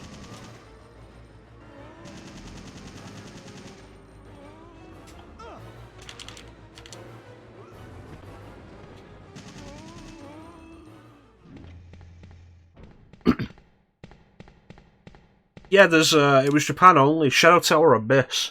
It's Japan only, but there is a fan translation.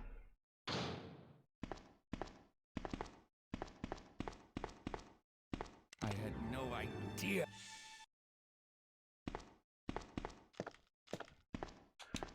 No herbs, yeah, it feels like everything FromSoft has done since Dark Souls made it big has been Souls. Like, I've got no real interest in Elden Ring, and every time I see screenshots of it, I'm looking at it as like, this is Dark Souls. I don't want to play more Dark Souls.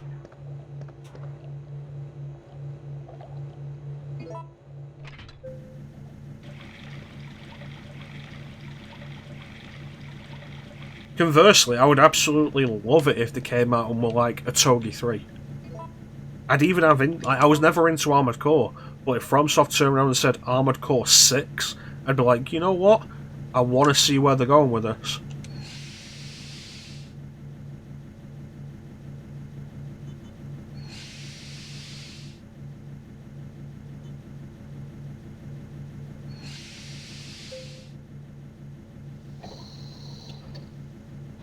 But now, like, people only really talk about the pre-Souls FromSoft games in terms of how they compare to Souls.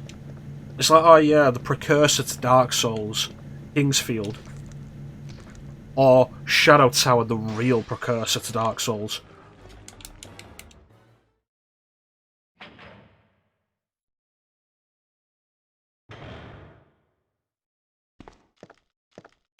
Yeah, those herbs haven't just spawned here.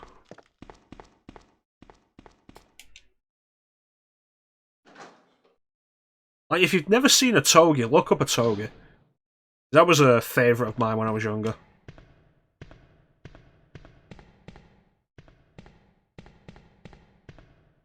exclusive to original Xbox. Togi Myth of Demons and a Togi 2 Immortal Warriors. It was exclusive to original Xbox, and it wasn't backwards compatible on Xbox 360.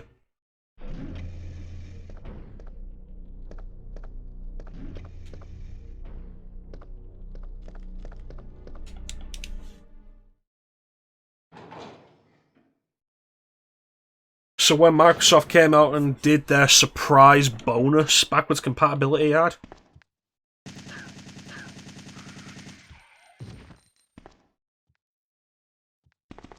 and added a Togi 1 and 2 to that, I was so happy.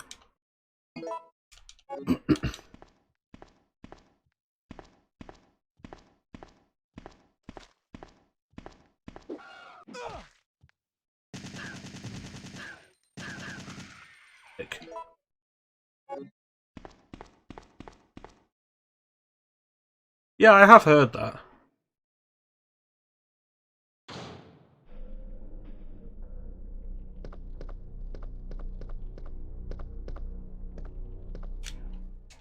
Yeah, absolutely encourage you to check out Atoga.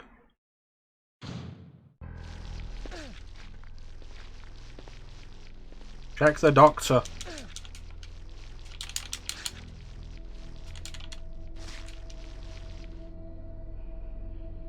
$104. It's also in the furthest corner.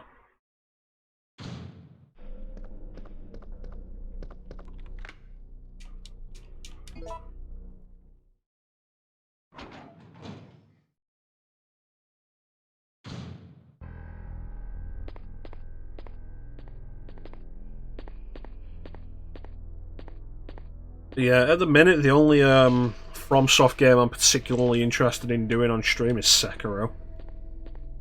And that's only because it has Tenchu influences. Like the thing I heard of, originally they were wanting to just do a Tenchu game, and for some reason that fell through.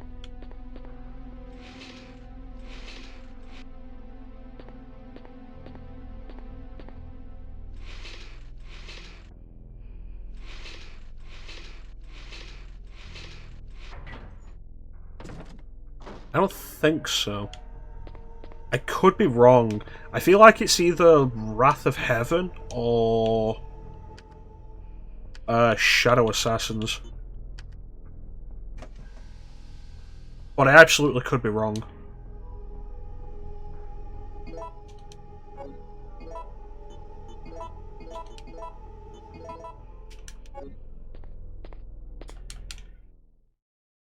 Yeah, I'm interested in it entirely because of Tenchu. And at some point I should do that Tenchu series playthrough.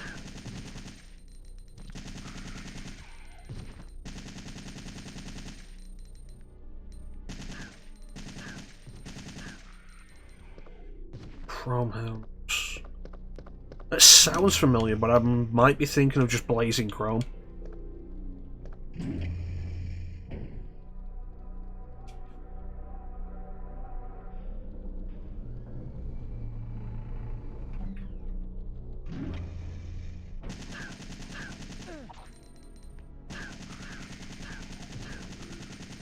Bullshit. Bullshit that hunter got me. Sekiro has no co-op. Does it have invasions? Because like, I'm okay with no co-op, but if it's still got invasions, then that's fucking dumb.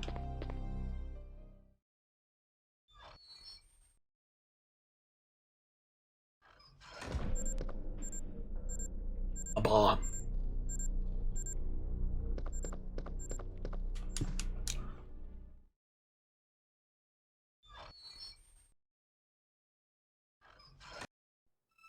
You know, mecha-assault 2 Phantom War. No, I'm thinking mecha-assault Phantom War on DS. mecha-assault 2 Lone Wolf on original Xbox was fun. No invasions either, fantastic. So especially me playing on PC now, if I pick up Dark Souls 3 on PC and I do the PC version, we're absolutely playing that offline, because I'm not fucking messing around with that shit. I did Dark Souls and Dark Souls 2 online, with the possibility of invasions when I stream them, because that's part of the experience. Whether I like it or not, it's part of the experience, so let's do it as intended. On PC, no. With people doing the hacking bullshit that they never dealt with, no. Absolutely not.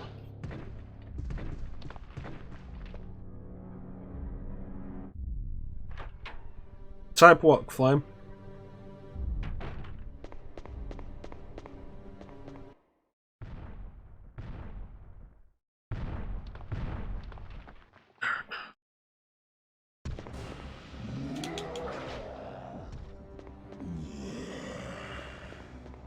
Did Dark Souls have servers?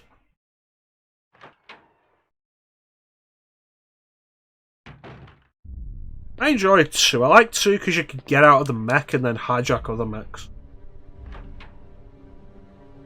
Mecha-Assault 1 I never played much of. I have Mecha-Assault 2 somewhere around here, and I still... It's one of those things that I still have a 360 for, so I can play some of these original Xbox games that aren't on backwards compatibility.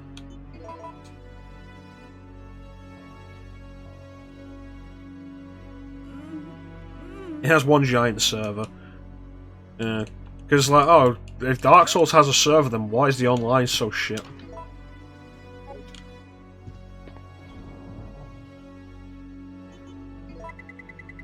Let me see. B. E.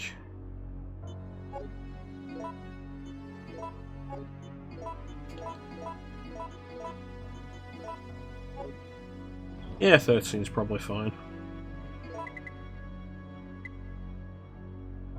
Let me just take the shotgun.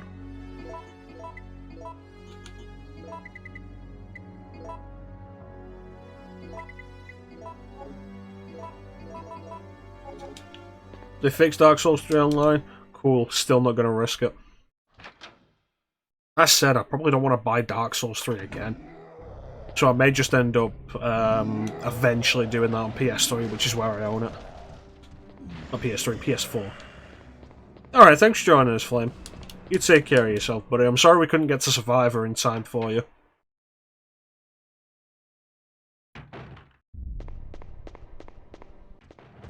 Mecha-Assault 2, yes. Mecha-Assault 1, probably yes. I feel like you guys might be a little behind. Are you guys behind on the stream? Are you guys getting like serious delay? You are right, meh.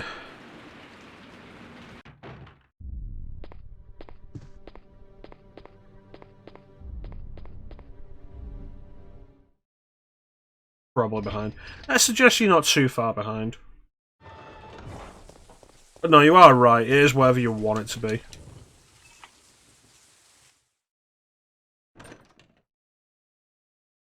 And, like, personally, nah. No interest in dealing with invasions and shit. But to show it off for the stream, that's my mindset. Not a great mindset.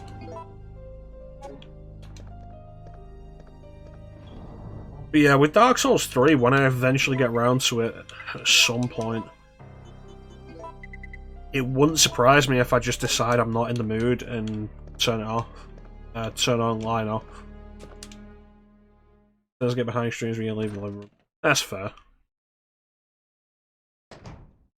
The good news is we're not dropping any frames. We currently have 0 frames dropped during this stream. So that's good. We're going for 2 hours, so like that's really good.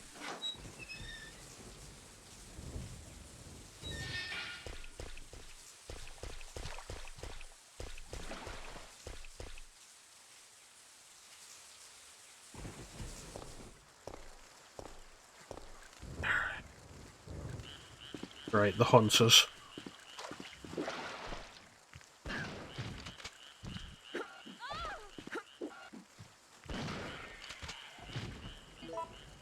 I hate the dodge in this game, because 9 times out of 10 it's just going to lead to you getting hit.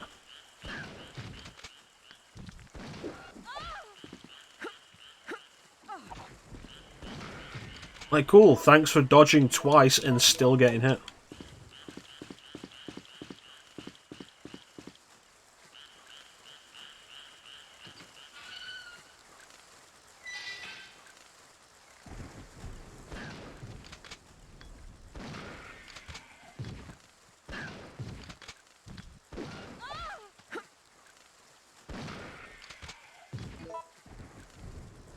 Like, it's frustratingly common.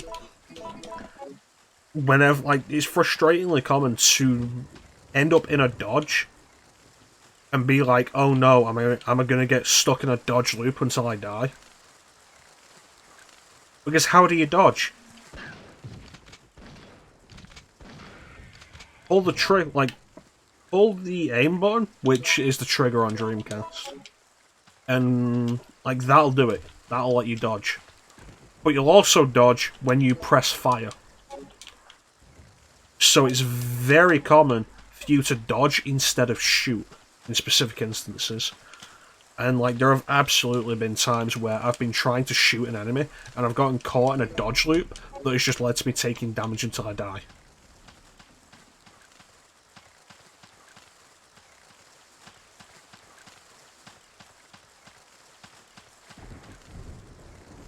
Like one of the clips we have on the channel of an RE3 playthrough, I think it's called Hunters in the Basement. That clip, that's me dealing with hunters in the basement of the hospital, and is one of the main reasons why I go to the basement first, so hunters don't appear there, because it's a frustrating place to fight them. And I get stuck in a dodge loop until the hunters kill me.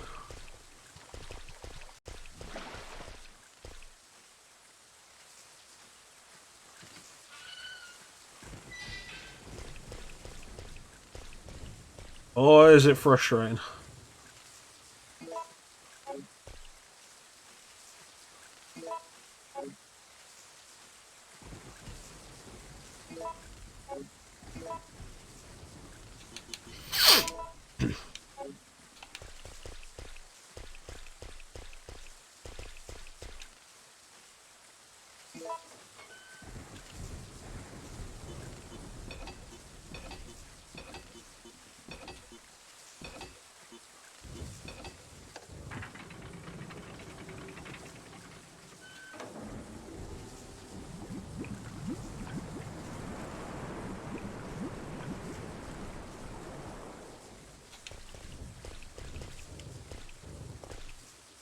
Yeah, I don't know when I'm gonna get around to Sekiro.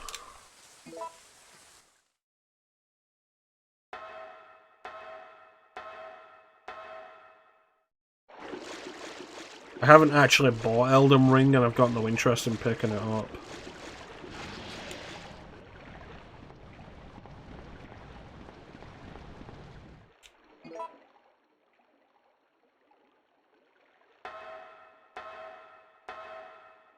If Sony turned around and eventually put Bloodborne on PC, I might get it. But I've still not actually gotten into Bloodborne. And my only reason I keep pushing myself to try and get into it is because I should love it.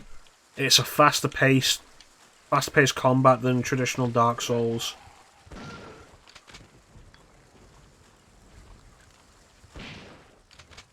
Victorian aesthetic.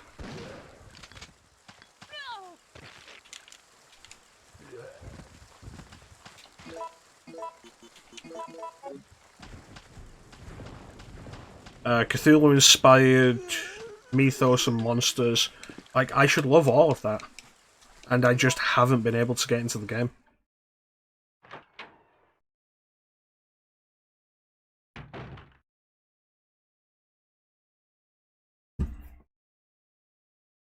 Alright.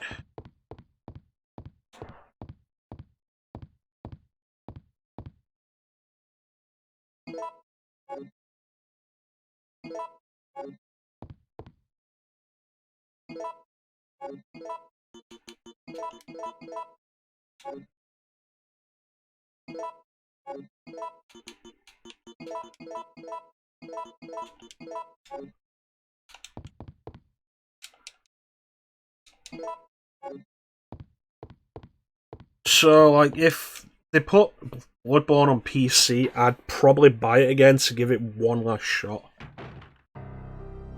And then probably still not actually get into it.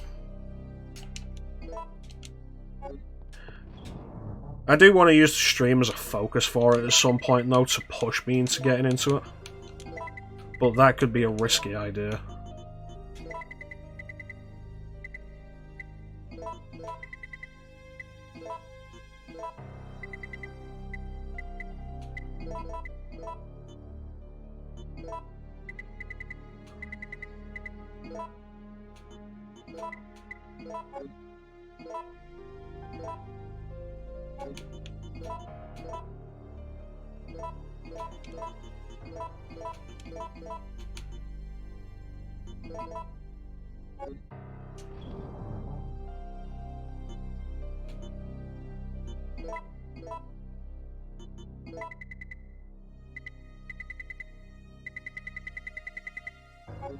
That should be fun.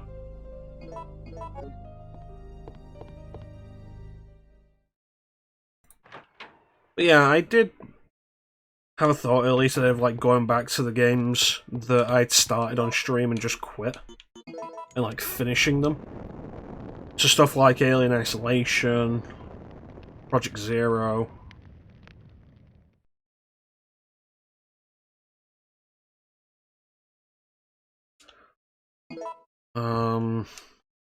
There's a few other games.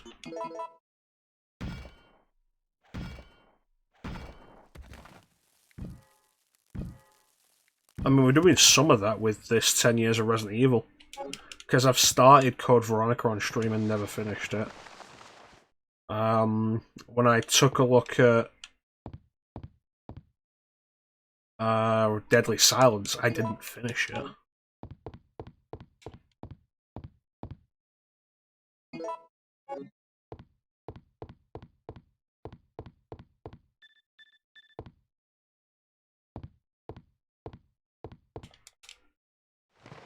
I took a look at Dead Aim and didn't finish it. I took a look at Outbreak and Outbreak File 2 and didn't finish any of those. Like, that's something that's going to happen in the 10 years of Resident Evil anyway.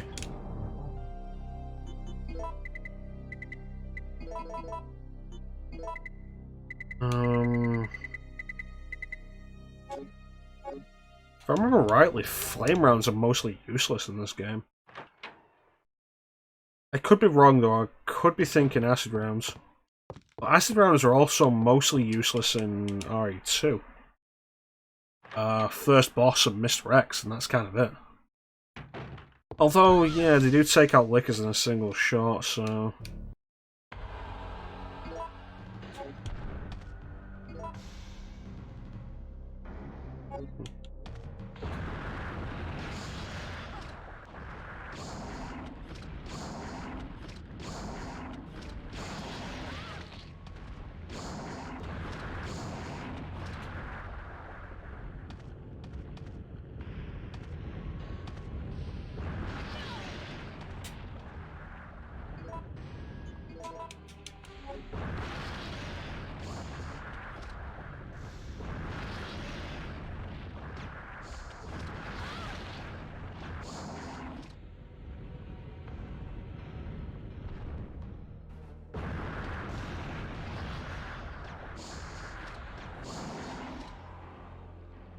Awesome, I only had one more round left.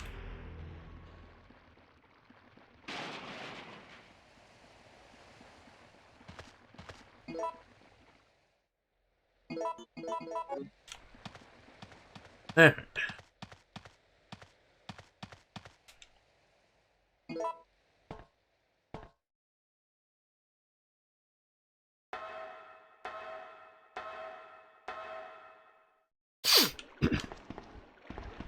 Spiders again.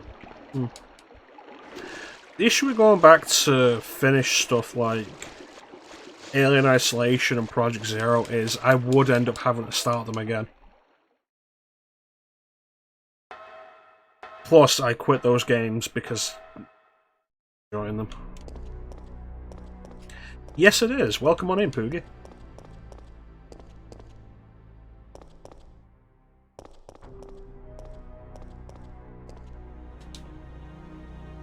We're currently on the 3rd game of our 10 years of Resident Evil series. Good old Resident Evil 3.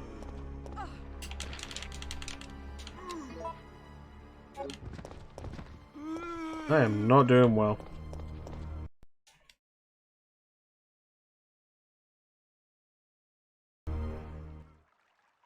That was weird.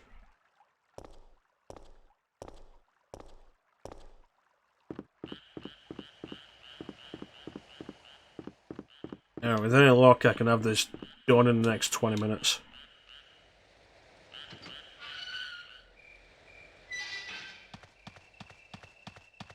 Survivor's probably going to have to wait till tomorrow. Which is unfortunate.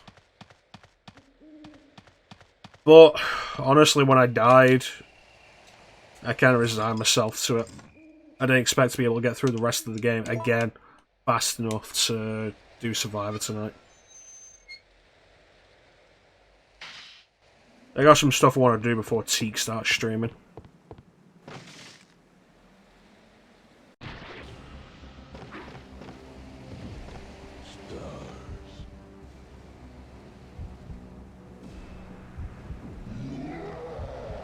Later, Gator.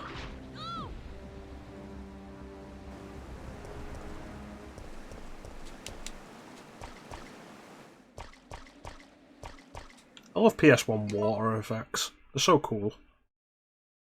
Even though this is Dreamcast.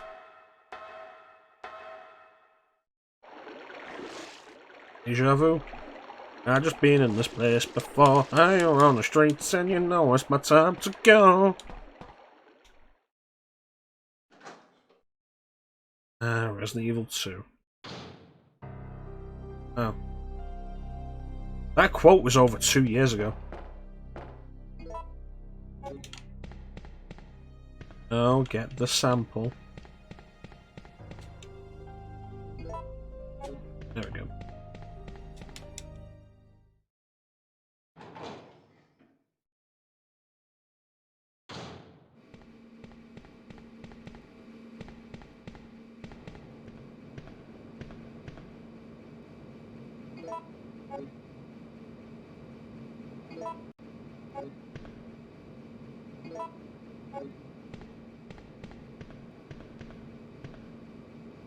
Crazy to think I've been streaming for almost 3.5 years.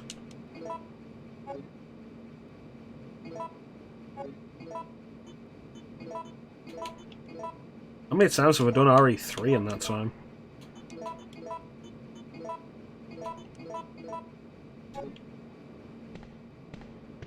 Gonna grab you, saucy minx.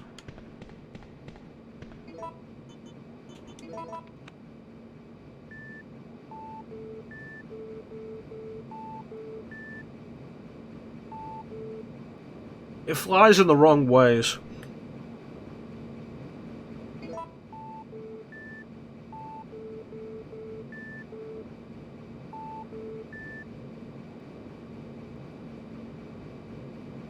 So A needs to be fixed.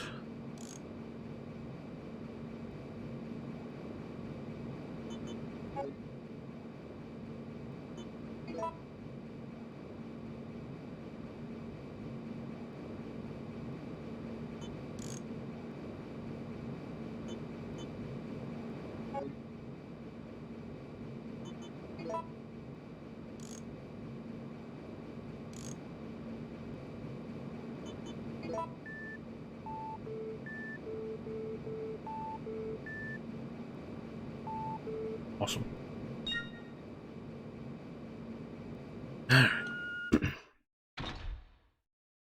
It's one. Let's go take care of the other check.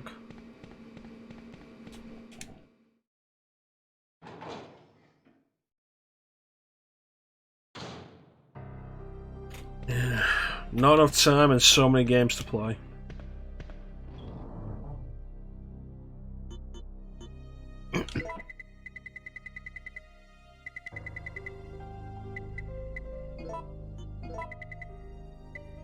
Get this out, take care of this.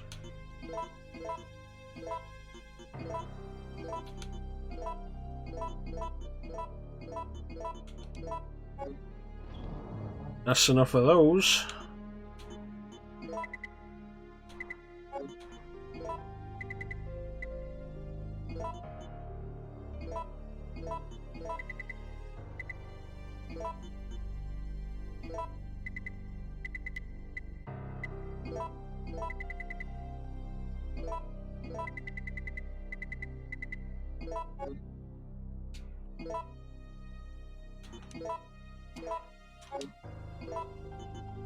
Use one of these just for safety. Yeah, so much to get through. With me being able to use PCSX2 now, though, one thing I really do want to go back and do is Tales of the Abyss. Because we started it. If I remember rightly, that was Chance's reward for helping me with those puzzles at the end of Silent Hill. Chance got to choose a game for me to play. And that game was Tales of the Abyss.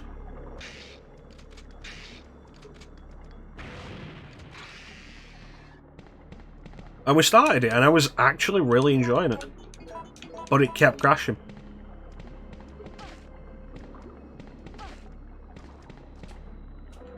Which is a real shame, because like it grabbed me really quickly. And I was really interested. 2 hours in, I was down to play the whole game. And like, when does that ever happen for you guys with an RPG? 2 hours in and you're down for it. Like, it's not impossible, but it's uncommon, especially in this day and age.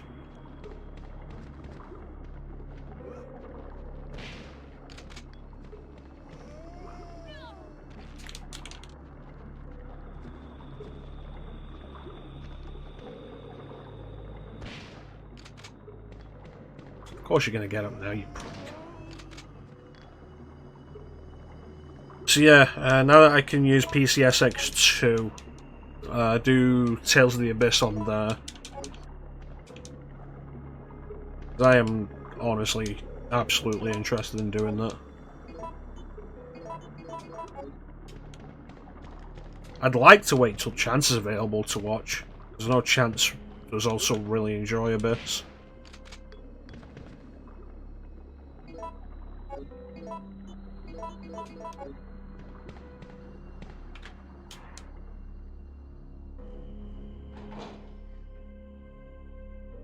Good old Chance. Can we get a shout out for Chance? Do we have any mods that are active at the minute?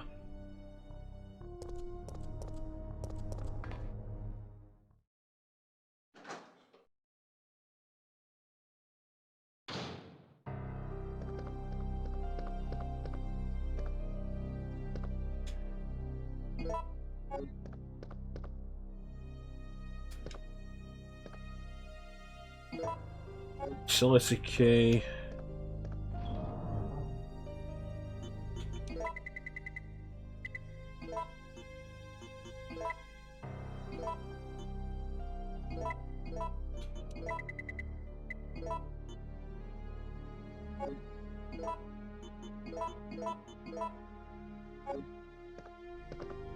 Alright.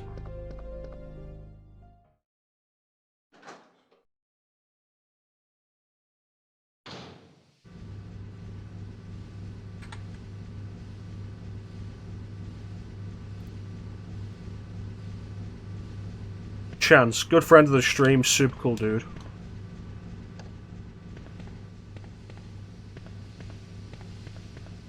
So, the Steam glitch.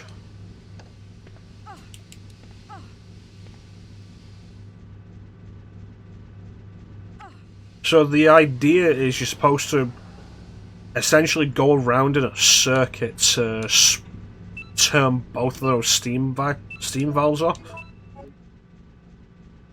But if you just turn the bottom one on, you can rub up against it and mash the use button until you can... until it just registers.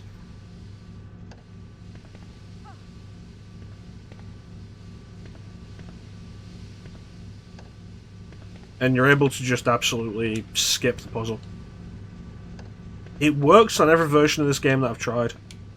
Works on PlayStation, works on Dreamcast.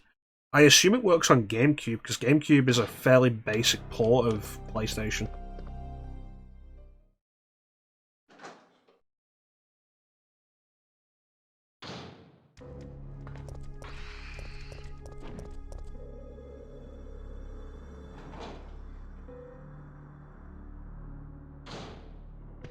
Do this.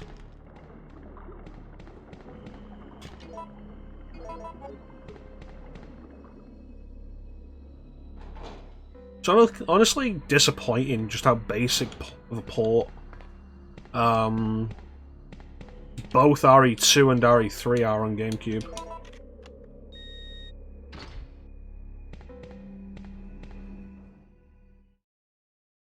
Like, especially compared to the Dreamcast versions, because the Dreamcast versions 2 and 3 are absolutely improvements. Warning. But, Please evacuate immediately. interesting point of them is they also launched at a budget price on Dreamcast. The GameCube versions are very basic ports of the PlayStation versions. And they launched at full price, which is part of the reason why the contemporary reviews for RE2 and 3 on GameCube are so negative. Like, the reviews for them are like 6 out of 10. But yeah, they're still good games, but they're full price basic PS1 ports. Nice.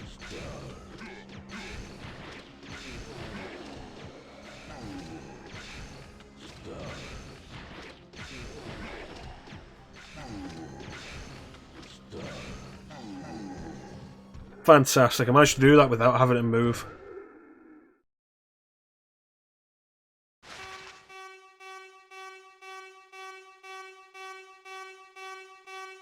Yeah, now it's probably even worse, because, like,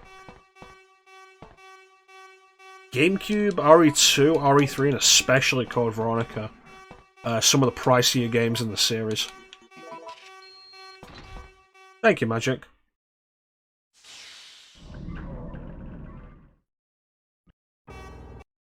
Warning. Missile attack confirmed. All personnel evacuate immediately.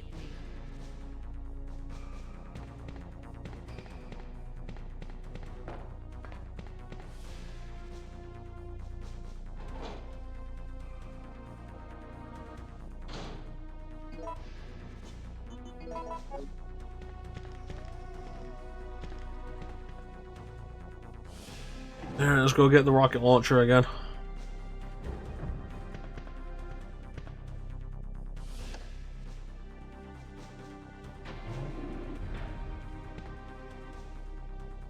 Yeah, they're decent enough versions on GameCube. They're just basic ports is the issue.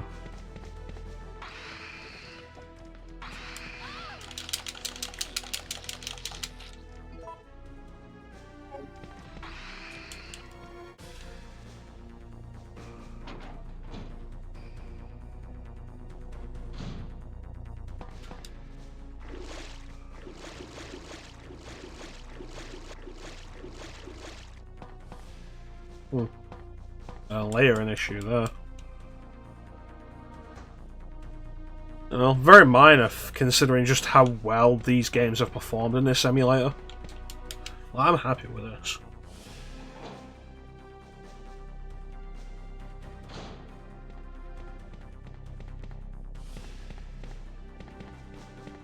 Alright.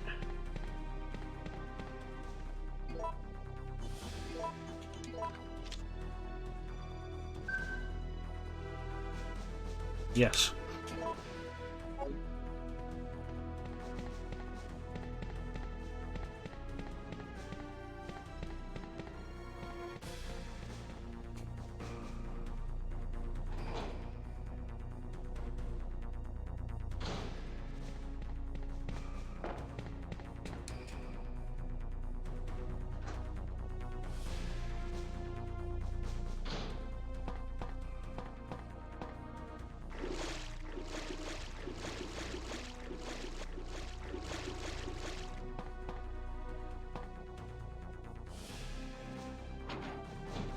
Let's get past these brain suckers.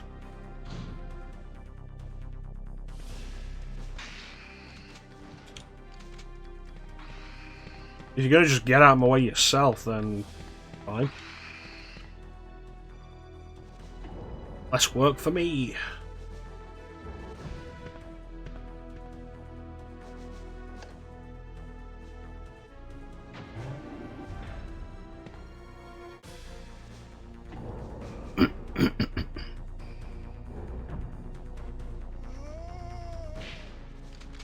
This off.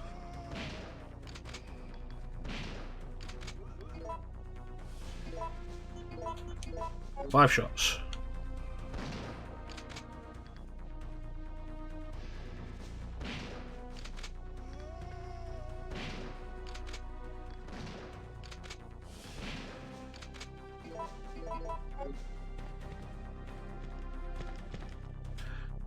Anyway, I do need to get back to working on the backlog on stream.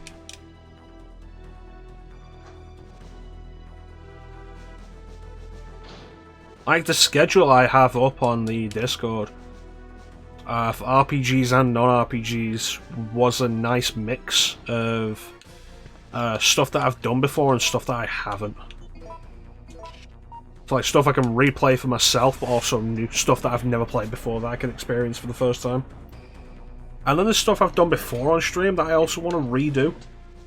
Like, I'd like to do Bayonetta again on stream. Maybe do it better this time.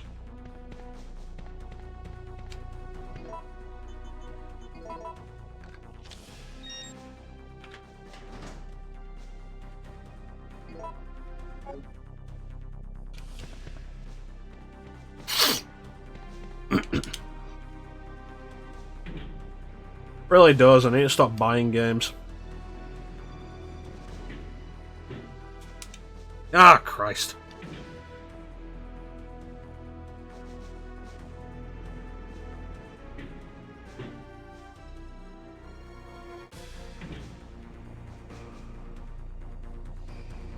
As it is now, though, finish up Skies of Arcadia, and then jump into an RPG I haven't done before. Like, definitely do that.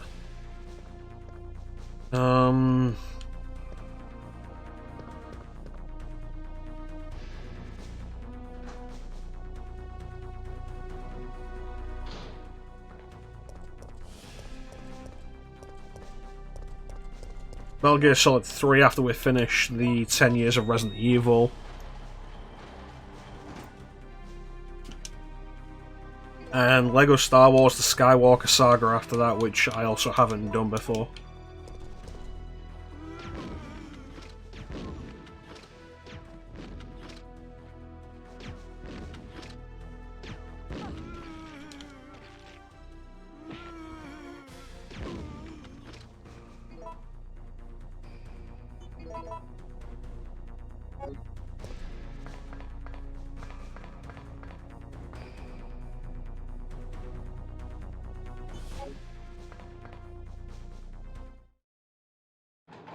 That's fair.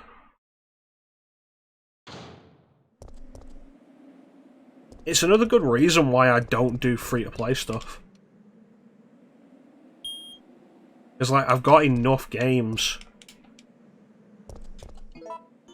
that I've paid for to, like, want to play a game that I've not paid for.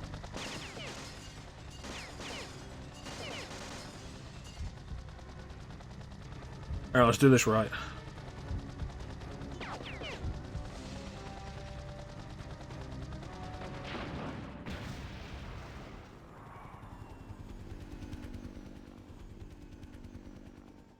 Piece of shit, bitch.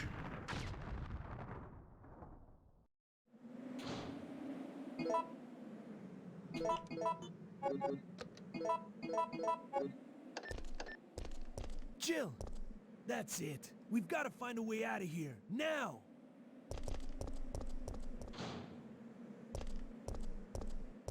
Warning. Missile attack. Yes.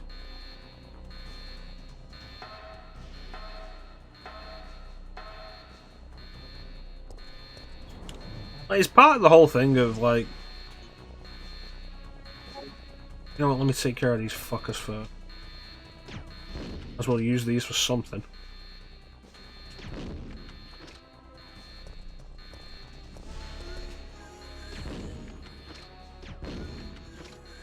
Seriously, the fact that grenade launcher rounds don't kill zombies in a single hit in this is ridiculous. It's not even like, oh, they'll occasionally not kill zombies in a single hit. It's like, no, they will reliably not kill zombies in a single hit.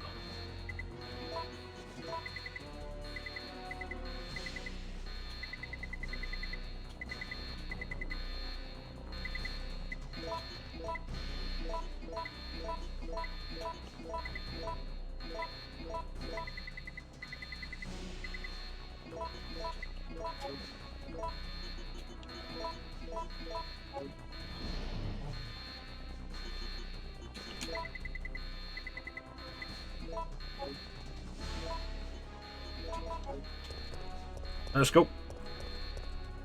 Yeah, like, it's also part of the issue of, like, there's some stuff that I've done before that I'd absolutely love to play again for the sake of playing it again, and for the sake of showing you guys. Because, like, a decent amount of this stream is just me wanting to show you guys cool shit that I found.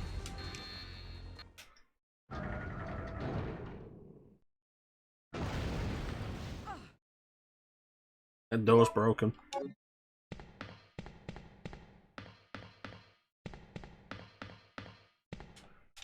Checking system.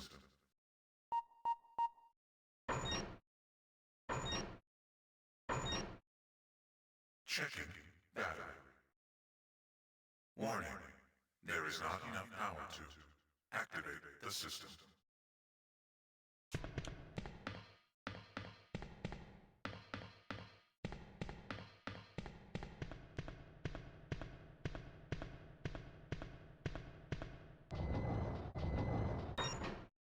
Battery connected. This game is weirdly picky about what cutscenes I can and can't skip.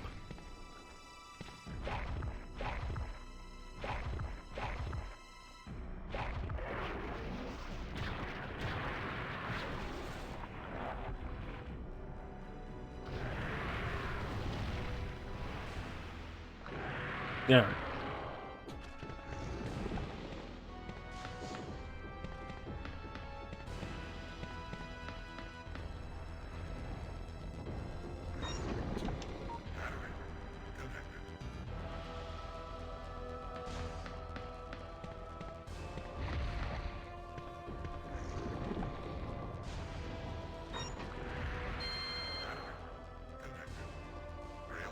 Feel the tension in the room.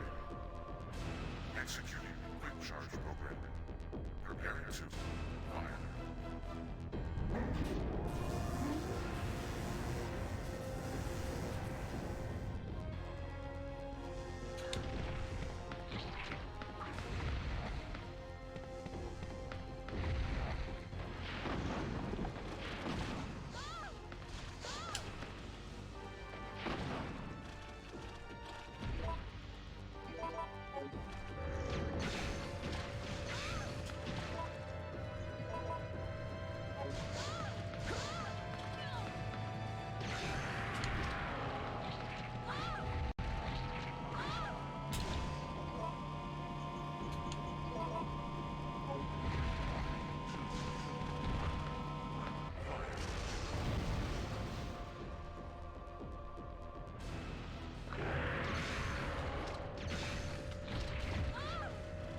I swear this game's rigged.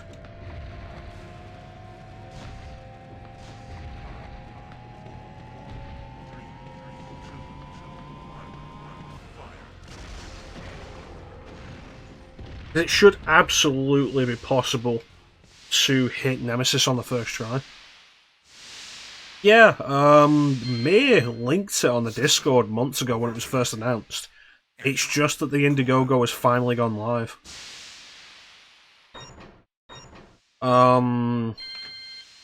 It's going to have more memory and a rechargeable battery with a backlit screen. It's like fantastic, take care of all the problems the VMU had. More memory, meaning you can save games and have the mini games on the Dreamcast on the VMU as well. Because those mini games took up like most of the memory card. Rechargeable battery and backlit screen speaks for itself. You want stars? Look up. You want stars? I'll give you stars. What does Brad Vickers look like? Describe Brad Vickers. Does he look like a bitch?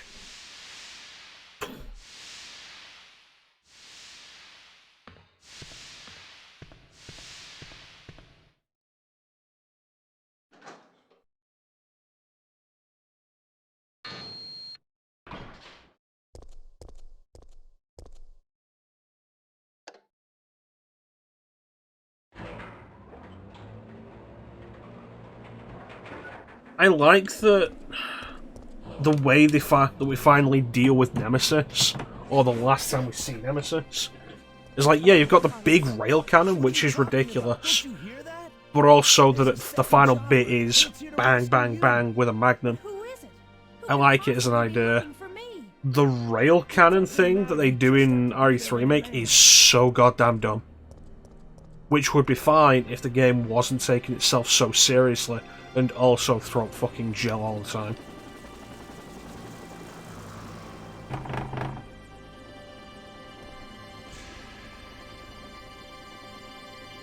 But that's Resident Evil 3.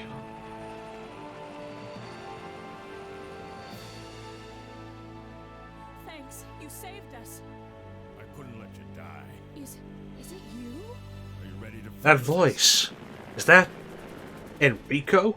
It's coming. Yeah. Yeah. It's the end. This is the end. Close your eyes and count to 10.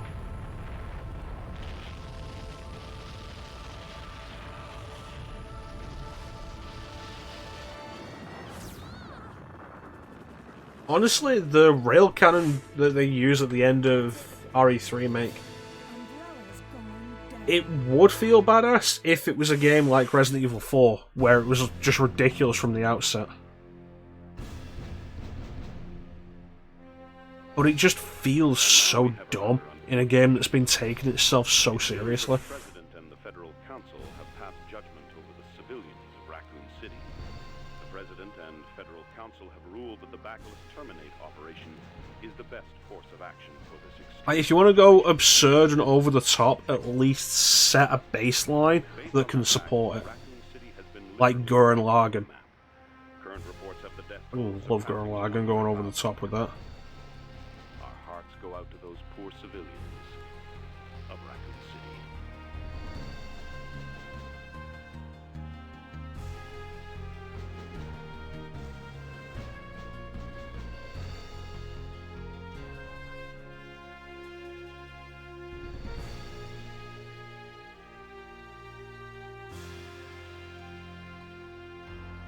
So that wasn't a great playthrough.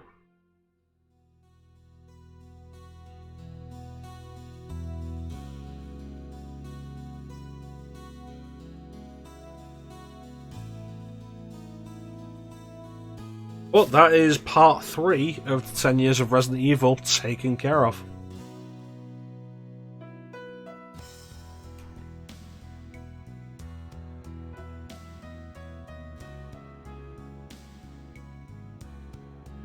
Thank you, Teak. Like I say, I don't think we've got time for Survivor now. Largely because Survivor has to be done in one sitting. It doesn't let you save partway through the game. You start the game and you finish, or you get a game over, and then it lets you save.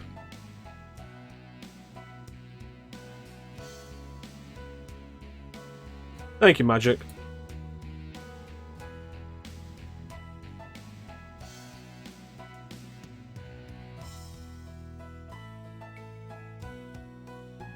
I like this ending track. I think it's underrated compared to RE2's. Rest in peace, Tony Rosato. The voice of Dario and Nemesis. OG Nemesis. Who to this day I think is still my favourite Nemesis. Because every time they bring Nemesis back and he has a different voice, it just never feels as effective. In Resident Evil Apocalypse, the movie, in Operation Raccoon City, and RE3 remake, it just never feels as good.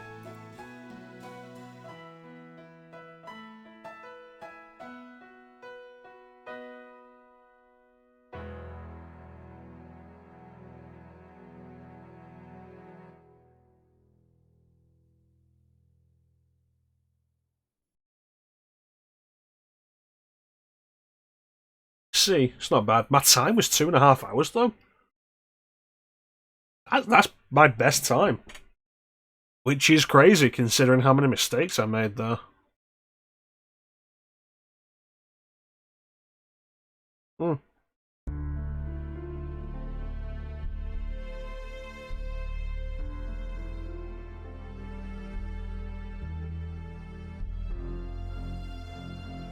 After escaping the city, Jill set out to join Chris Redfield. However, all she found was an empty hideout of Chris's.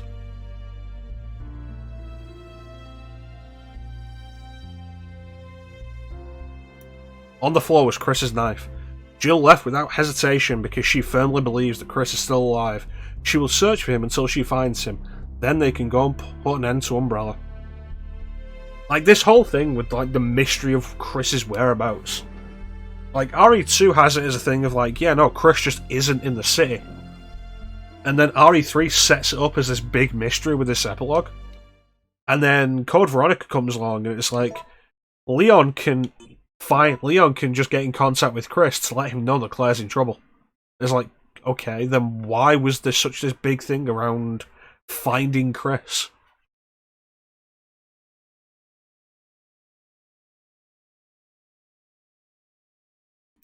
Like, even Code Veronica contradicts itself with that. It's like, so Claire infiltrated Umbrella's Paris facility looking for her brother. And then after she's captured, she's like, yeah, Leon can just get in contact with him and let him know where I am. And it's like, what? So why were you in Paris?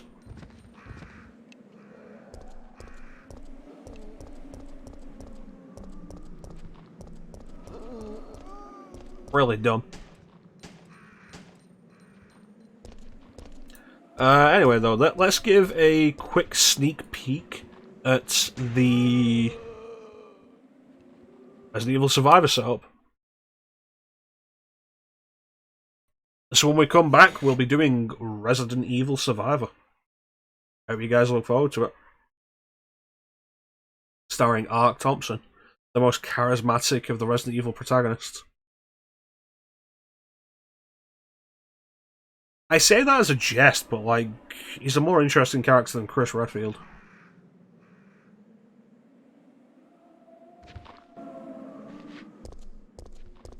I should move that a little bit.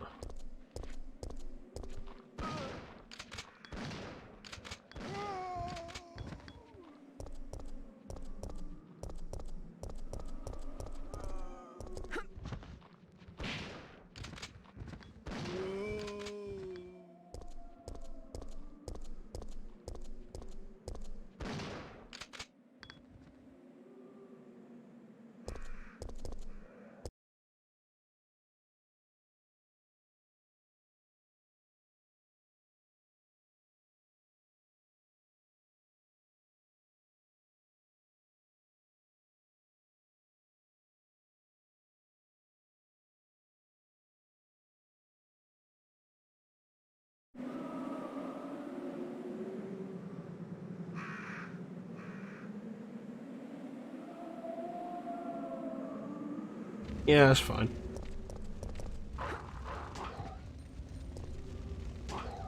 Yeah, Resident Evil Survivor, which is a PlayStation exclusive. The only Resident Evil game to be exclusive to the PlayStation. Because one appeared on the Saturn, PC and DS. Two appeared on Dreamcast, GameCube, and PC, and 3 appeared on Dreamcast, GameCube, and PC. So Survivor's the only one that stayed exclusive. I probably looked forward to that though. It should be fun. We'll be doing that tomorrow. Let me double check the list though.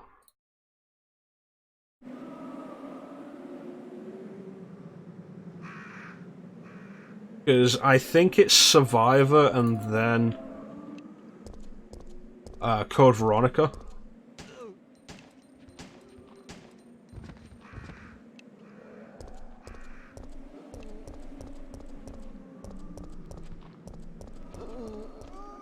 Yeah, Survivor, then Code Veronica, then Survivor 2, and then Gaiden. I was thinking Gaiden came before Survivor 2.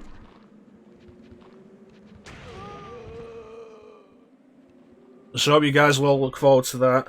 So it's Survivor Code Veronica, Survivor 2 Code Veronica, Gaiden Remake 0. And then Dead Aim, and I think Outbreak 2, 4, and then DS.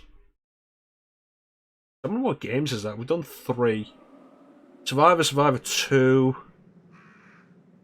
Code Veronica, no, Survivor, Code Veronica, Survivor 2, Gaiden, Remake 0, Dead Aim, Outbreak 2, 4, DS. That is 11 games. So in total we'll have done 14 games for this. Which is a lot. A lot of games. But anyway, that is going to wrap it up for today's stream. I want to thank everybody for joining the stream. I always really appreciate the support. Big express thank you to everybody in the chat. Chat is always the best part of the stream. Clem, Teak, Magic, May, Flame, Cat, Poogie. I think that's everybody. Thanks so much for joining me and keeping me company. Chat is always the best part of the stream. We'll be back tomorrow, where we'll be doing all of Survivor, which I encourage you guys. I'm always like, I hope I'll see you guys there. I encourage you guys to be there for Survivor, because Survivor is some shit. And if you've never heard Survivor before, you should. Because it is fucking laughable. But yeah. The random dude with a weird haircut. I look forward to forgetting this guy immediately. And then I did. His name was Rosh. And I don't even remember what he did in the game. He chases you for a while, and then I don't remember how he... Wait, no I do. He pilots the Proudclad. The FF7 reference. And then just dies. It's like, yeah, no, now I'm going to sacrifice myself here. It's like, cool, you haven't had the character development to justify that. Anyway. Yeah. So, thank you all for watching. Have yourselves a fantastic time of day. And take care. We'll catch you next time, guys. Bye.